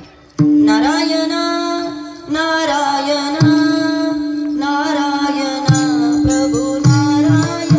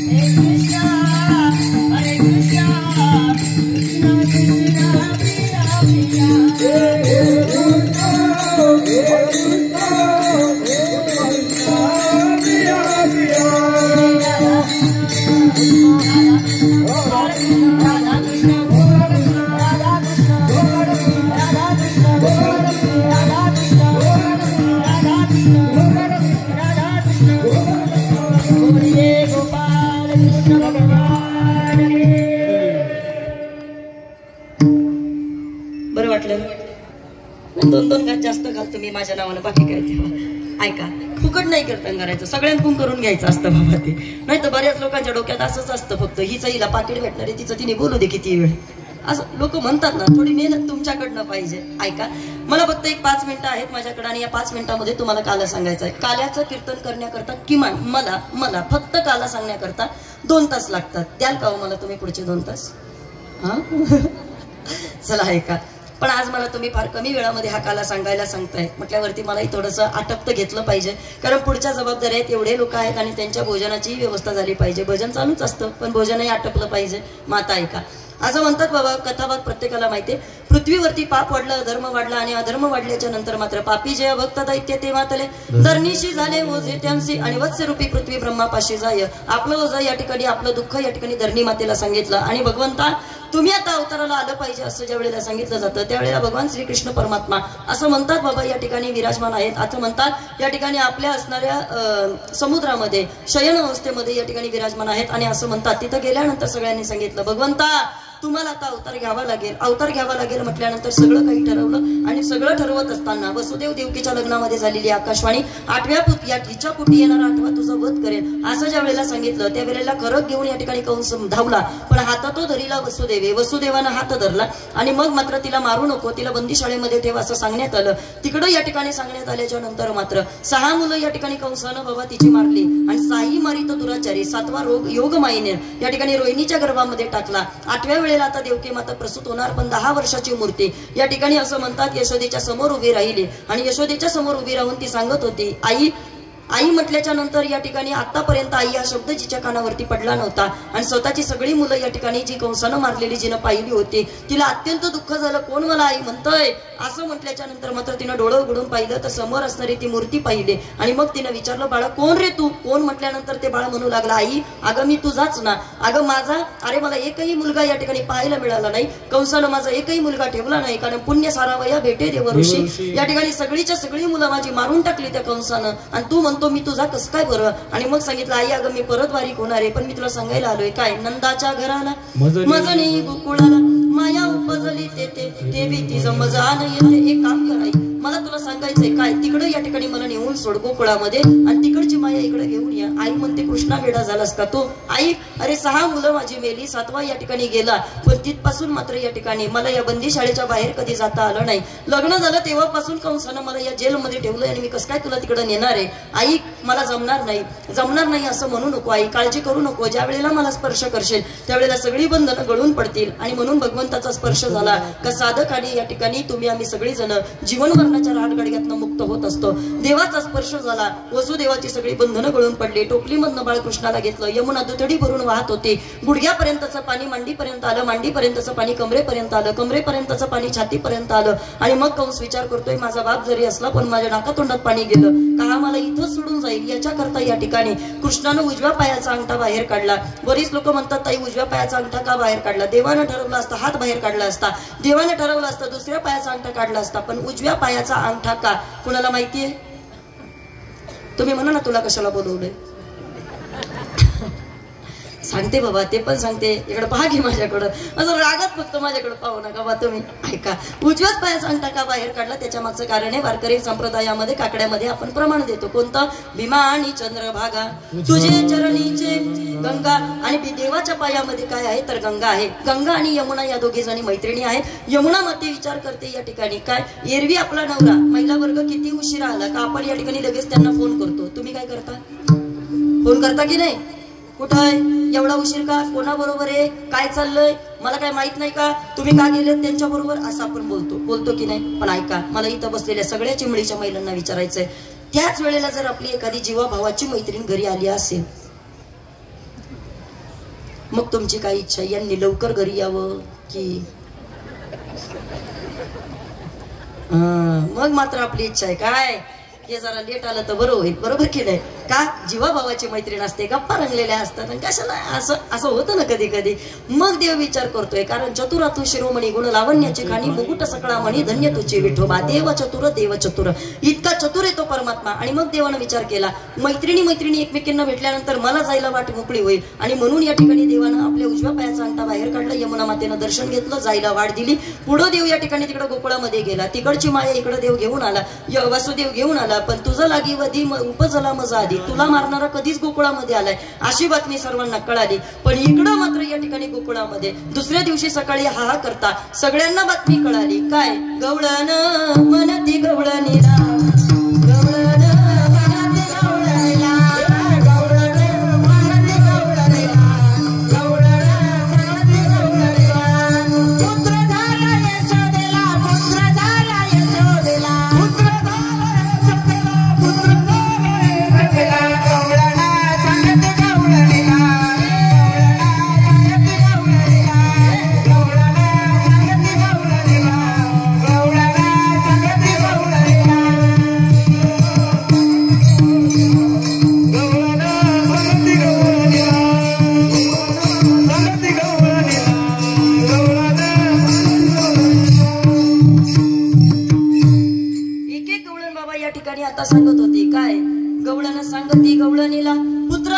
यशोदेला गोकुळीच्या सुखा अंतपार नाही लेखा बाळकृष्ण नंदा घरी आनंदल्या नरनारी गुडिया तोरणे करती कथा गाती गाणे कशा करता तर केवळ आणि केवळ एका गोष्टी करता प्रत्येक जण युपी मध्ये आनंद साजरा करण्यात आला त्याच्या मागचं कारण आहे मच्च गया शोर सारी नगरीने सारी नगरीने आया वीरचका राजा संभाल तेरी नगरी रे आया वीरचका राजा संभाल तेरी नगरी रे आया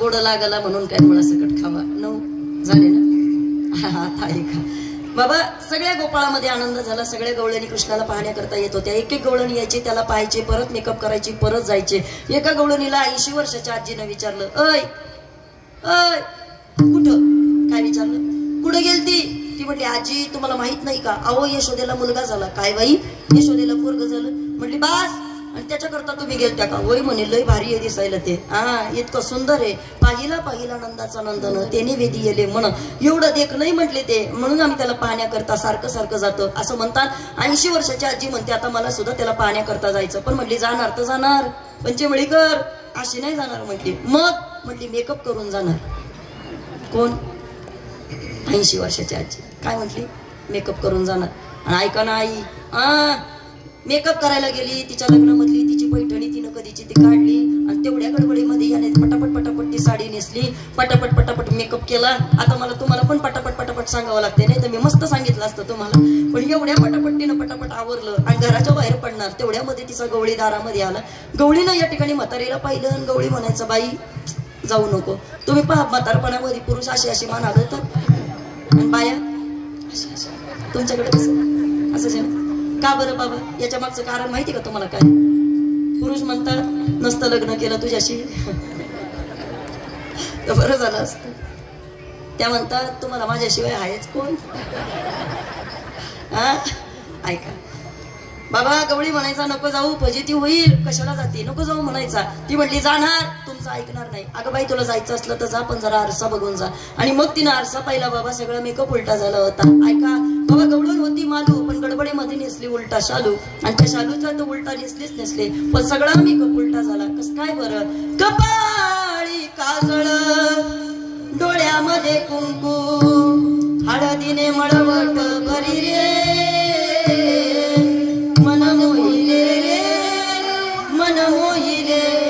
एवढा मेकअप उलटा झाला आता ऐका सगळा मेकअप उलटा झाला बाबा आणि मग काय करायचं असं म्हणतात बाबा या ठिकाणी सगळं काही पुढे पुढे होत चाललं होतं पुतणीचा उद्धार झाला महाबळ नावाच्या राक्षसाचा उद्धार झाला आणि पुढे गेल्याच्या नंतर आता भगवंत हळूहळू रांगायला लागले रांगता रांगता देवाच्या कोड्या कोणत्या तळवे तळ हात तळहात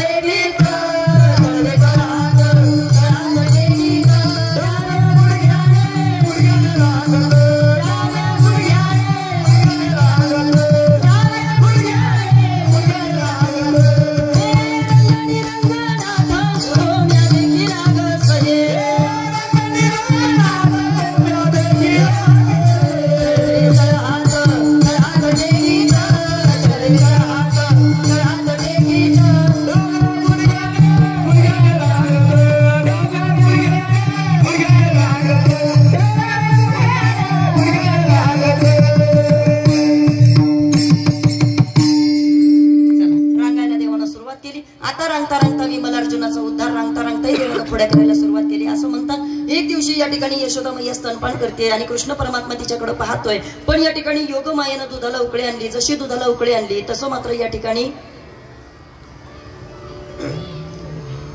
वा अगदी परफेक्ट टाइम मध्ये आलात. आता काही मी सोडतच नाही बघा तुम्हाला. बसा बसा. तुम्ही तरी कधी माझं कीर्तन ऐकणार? आता हे माझं समाधान आहे. बघा कधी दरवेळेला लोकांमध्ये तुम्ही गेलात का मग तुमच्या वेळेनुसार ना, आज थोडं माझ्या वेळेनुसार चालेल ना? नक्की. तसे तुम्ही फार धार्मिक आहात ते मला माहिती आहे, कारण मी तुमच्या गावात कीर्तन केलेलं आहे आधी. इकडं पहा. असं म्हणतात बाबा या ठिकाणी देवानं रांगायला सुरुवात केली. रांगता रांगता देवाच्या खोड्या चालू झाल्या. पण पुढे गेल्यानंतर देव आता हळूहळू मोठे झाले. योगमायेनं दुधाला उकळी आणली. उकळी आणल्याच्या नंतर कळालं यशोदेनं तिकडं धाव घेतली. देव म्हटलं आता बास झालं, चोरी करणार ती दह्याची आणि दुधाची. आणि मग तिथून पुढे मात्र या ठिकाणी देव हळूहळू मोठे होतात. ते मोठं होत असताना सगळ्यांना सांगितलं, ए पैंद्या, ए सुदामा, ए वाकड्या, चला आपल्याला खेळ खेळायचे, एकेकाच्या घरी जायचंय, चोरी करायची. आणि मग कृष्णानं बाबा या ठिकाणी चोरा करायला सुरुवात केली. गवळणी मात्र आता या ठिकाणी वैतागल्या, कारण कृष्णाच्या खोड्या एकच नव्हती बाबा. पहिली आली धावत, यानं बाई काय केली मात, मुखाशी मुखचुंबन देत, गळ्यामध्ये हात टाकीत, दरू जाता सापडेना, हाग बाई कोणाशी आवरेना, यशोदे बाळ तू जाताना, कोटवर सोसू धिंगाणा. तिसरी आली धावत, यानं बाई काय केली करणी, पतीची दाढी माझी वेणी. वा. गाठबाई कोणाशी सुटेना, हागबाई कोणाशी आवरेना, यशोदे बाळ तू जाताना, कोटवर सोसू धिंगाणा. अशा सगळ्या गवळणी बाबा खोड्या सांगत होत्या. यशोदे तुझ्या कृष्णानं असं केलं, यशोदे तुझ्या कृष्णानं तसं केलं, अगं माझ्या पलंगावरती मंगूस आणून सोडलं, यशोदे अगं तुला माहिती का तुझ्या कृष्णानं काय केलं, काय केलं. अगं आज या ठिकाणी आम्ही सकाळच्या पारी उठलो, दारा काढायची वेळ आणि झोप्यामध्ये आम्ही आणि अर्ध्या झोपेमध्ये तिथं गेलो. पण तुझ्या कृष्णानं रात्रीमध्ये गायी सोडल्या, तिथं बैला आणून बांधली. जसं या ठिकाणी आम्ही तिथं गेलो, बैलानं आम्हाला लात मारली. अगं एक खोडी का नाही ना, अनेक खोड्या झाल्या. आणि वैतागलेल्या गवळणी यशोदेला सांगू लागल्या, ए यशोदे ग कृष्णा सांगावे, अन गोकुळी राहावे का जावे, गोकुळी राहावे का जावे, गोकुळी राहावे का जावे.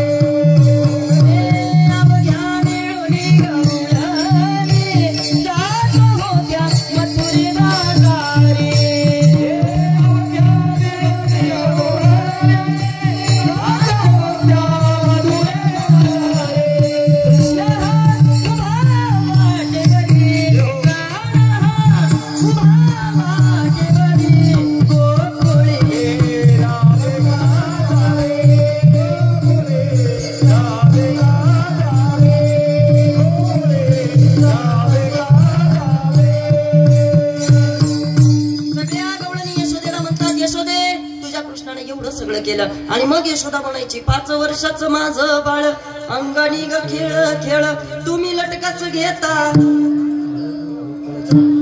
काय गळा आहे बा तुमच्या लोकांचा. वा. अगं तुम्ही खोटं बोलताय, तुम्ही 12 घरच्या. वा वा वा. आई ऐका, अशाच सगळ्या तक्रारी चालू झाल्या. आणि मग यशोदा म्हणतात बाबा या ठिकाणी कृष्णाला म्हणायचे, कृष्णा आता बाद झालं, उद्यापासून या ठिकाणी तू शाळा पकडायची. आणि मग कृष्ण म्हटलं, आई तू म्हणशील तसं, शाळा तर शाळा, 1 मास देवे खोडी नाही केली, 1 महिना नव्हती खोडी केली. पण आता मात्र देवा म्हणतोय, बाबा आई तू म्हणते मला जायचंय ना, मी जाणार, काळजी करू नको. आणि मग सगळ्यांना आवाज दिला आणि सांगितलं काय, पैंद्या सुदामा चला रे,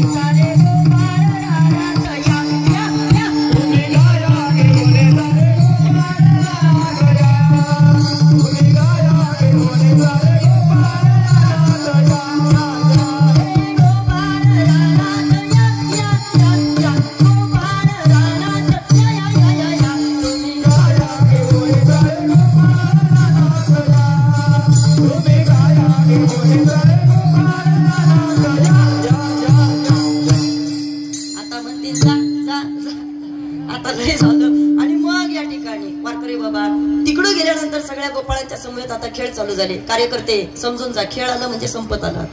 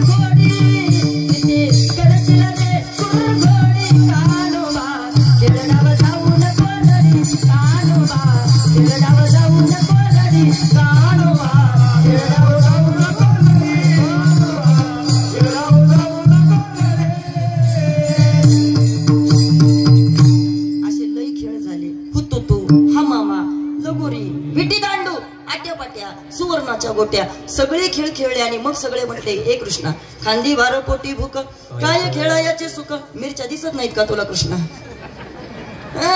बघ आणून ठेवल्यात की नाही. अरे एवढं असल्यानंतर तोंडाला पाणी सुटते गड्या. बाद झालं आता किती वेळ खेळायचं. आणि मग कृष्ण म्हटला ठीक आहे चला सगळ्यांनी आपल्या आपल्या शिदोऱ्या आणा. सगळ्या गोपाळ म्हटले अरे चांगले कोठवणी आणावे गोपाळ आमचा दुबळा संसार आमचा संसार दुबळा चांगलं कुठून आणणार. एक काम कर जसं आहे तसं या ठिकाणी स्वीकार. सगळ्या काला एकत्र केला त्याला या ठिकाणी काला असं म्हटलं जातं. तो काला भगवंतानं सगळ्या गोपाळांच्या समवेत केला. तोच काला या ठिकाणी ज्ञानोबा यांनी आपल्या सगळ्या भक्तांच्या समवेत केला होता. एकच टाळी झाली चंद्रभागे वळवंटी माझा ज्ञानराज गोपाळ अर्चिला या वाटे. आणि आज साधू संतांच्या दयेनं कृपा आशीर्वादानं आई पद्मावतीच्या आणि या ठिकाणी रोटाई देवीच्या आशीर्वादानं तो काला तुम्हाला आम्हाला या ठिकाणी सेवन करायला मिळतोय. हा तुमचा आमच्या सर्वांचा परमभाग्याचा विषय. आणि तो काला या ठिकाणी मिळण्याकरता खरं तर या ठिकाणी कुणाच्याही नशिबामध्ये काला नाही. कारण हा प्रसाद आहे आणि हा प्रसाद कुणालाही मिळत नाही. संत म्हणतात पाये प्रसादाची वाट द्यावे धुवून या ताट आणि शेष घेऊन जाईन तुमचे झाली या दर्शन देवा. आणि तुझं दर्शन व्हावं त्याच्याकरता तर आम्ही वाट पाहतोय. आणि हा प्रसाद या ठिकाणी तुम्हाला आम्हाला एवढा या ठिकाणी आयोजकांच्या निमित्तानं पाहायला मिळतोय. हा काला तुम्हाला आम्हाला या ठिकाणी मिळतोय हे तुमच्या आमच्या सर्वांचं सद्भाग्य. म्हणून या ठिकाणी आयोजकांचे आभार व्यक्त करते. वाणीला पूर्णविराम देते. ज्ञानेश्वर माऊली ज्ञानराज माऊली ज्ञानेश्वर माऊली ज्ञानराज माऊली ही सेवा तुम्हा सर्वांच्या चरणी समर्पित. तुमच्या 15 मिनिटं वेळेत वेळेपेक्षा जास्त घेतले त्याबद्दल तुमचे आभार. या ठिकाणी अतिशय प्रेमानं आनंदानं भक्तिमय वातावरणामध्ये पहिल्याच वर्षामध्ये आई पद्मावतीच्या आणि रोटा देवीच्या या प्राणप्रतिष्ठा सोहळ्याच्या निमित्तानं चिमळीकर या ठिकाणी तुम्ही सर्वजण उपस्थित राहिलात. अनेक मान्यवर मंडळी या कार्यक्रमाला उपस्थित आहेत, पण ज्यांचं नामोल्लेख आवर्जून होणं गरजेचं आहे. खऱ्या अर्थानं वारकरी संप्रदायाची सेवा अखंडरित्या जपणारे आणि वारकरी संप्रदायाचा वसा वारसा ज्यांच्याकडे आहे असे असणारे आपले असणारे सर्वांचे लाडके विद्यमान आमदार माननीय या ठिकाणी आपले असणारे बाबाजी शेठ काळे ते या ठिकाणी कार्यक्रमाला आज आवर्जून उपस्थित आहेत. या ठिकाणी त्यांचेही मी ऋण व्यक्त करते. अनेक मान्यवर आहेत, मला सांगितले फक्त ताई कोणाचं नाव घेऊ नका, यात्रा कमिटीचं नाव घेतलं म्हणजे सगळ्यांचं नाव त्याच्यात आलं, म्हणून या ठिकाणी आयोजकांकरता पुन्हा जोरदार टाळ्या झाल्या पाहिजेत. सर्वांचे या ठिकाणी आभार व्यक्त करत असताना गायक वादक आणि या ठिकाणी कलाकार मंडळी ज्यांनी आपल्याला गोडाशी साथ केली, त्यामध्ये मृदुंगाची गोड साथ करणारे माननीय हरिभक्त परायण विठ्ठल महाराज, एकदा महाराजांकरता सुद्धा जोरात टाळी झाली पाहिजे. अत्यंत गोड रीतीने या ठिकाणी महाराजांनी आपल्याला सहकार्य केलं. गायनाकरता गोड अशी साथ करणारे परम आदरणीय परम श्रद्धेय हरिभक्त परायण विलास महाराज, आदरणीय पवन महाराज आणि प्रभाकर महाराज. खरं तर ही सगळी असणारी महाराष्ट्रातील ख्यातनाम कलाकार मंडळी आणि आज या ठिकाणी आपल्या व्यासपीठावरती ती आपल्याला लाभलेली आहेत. अत्यंत गोड आवाज आहे या ठिकाणी विलास महाराज तुमचा, अत्यंत गोड आवाज आहे या ठिकाणी पवन महाराज तुमचा. कारण सरस्वती ज्यांच्या जीवेवरती खेळते असं सुंदर सुंदर या ठिकाणी गायनाचे स्वर तुमच्याकडनं येतात. ते आवाजामधली असणारी गोडी आणि गायनामधली असणारी लपक या ठिकाणी एका म्हणतात ना की जातीवंत कलाकाराकडनं कधी लपली जात नाही. आणि मी तितकी जाणकार मात्र नक्कीच आहे. मला इतकं मात्र नक्की, मला गायन जास्त येत नाही, मी फक्त ऐकून ऐकून गायन शिकले, पण जेवढं काही शिकते त्यामधनं मला गायन ऐकायला खूप आवडतं आणि खऱ्या अर्थानं तुमच्या गायनातनं मला ते स्वर नक्कीच माझ्या कानापर्यंत पोहोचत होते. एकदा जोरदार टाळ्या झाल्या पाहिजेत, त्या म्हणजे माझ्या सगळ्या मागच्या महिलांकरता. एवढा वेळ उभं केला असेल तुम्हाला मी 5 जणींमध्ये मी एकटीच ना तुम्हाला एवढा वेळ ताटून ठेवणारी. चला, आणि मग का नको या ठिकाणी तुम्हाला उभं ठेवायला. चला, तुम्ही सगळ्या माझ्या आहात आणि म्हणून मी तुमच्याकरता इथं थोडा वेळ जास्त दिलेला आहे आणि तुम्ही माझ्याकरता थांबलात, मान ठेवलात, त्याबद्दल तुमचे आभार. आज या ठिकाणी माझ्या समवेत आलेल्या आमच्या मावळ तालुक्यामध्ये ज्यांचं कीर्तनकारांमध्ये एक आदरानं नाव घेतलं जातं, उत्कृष्ट कीर्तन, उत्कृष्ट प्रवचन आणि उत्कृष्ट गोड असं ज्यांचं गायन आहे, अशा असणाऱ्या आमच्या मावळ तालुक्यातील या ठिकाणी आमच्या मावळ भूषण आदरणीय युवा कीर्तनकार हरिभक्त परायण अनिताताई मोरे त्या आज माझ्यासोबत आलेल्या आहेत. या ठिकाणी त्यांचे मी ऋण व्यक्त करते.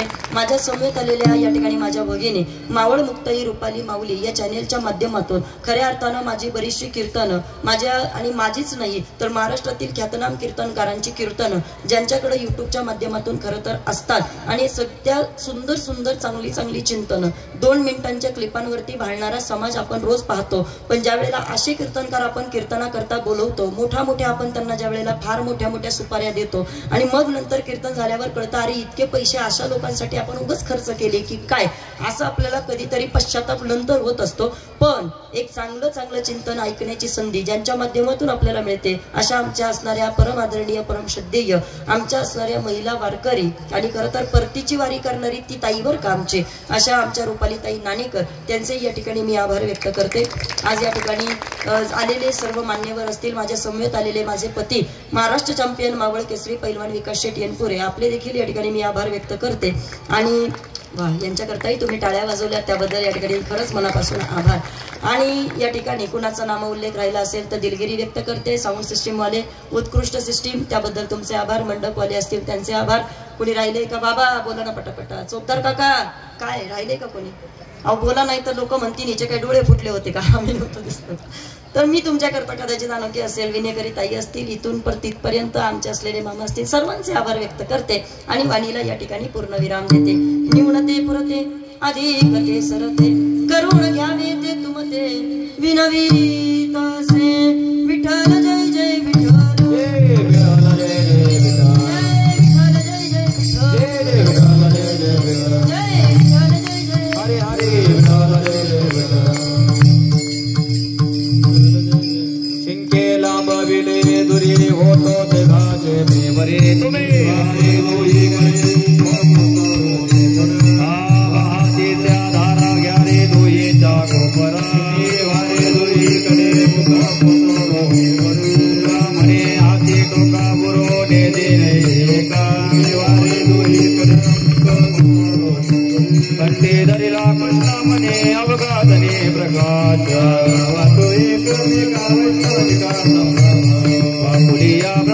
एकमेका उत्तम लोका दाखवू म्हणे भूमंडळे आम्ही बरे विरगाडे बोलिले रे पुरे वेडे वाकोडे मुसरे नाही विचारिला दे कारण्या बोला म्हणे ज्ञानेश्वरा नाका पाया पैके करा ज्ञानदेव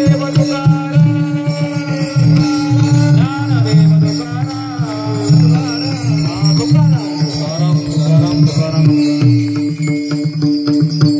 पुंडरीक वरदारी विठ्ठल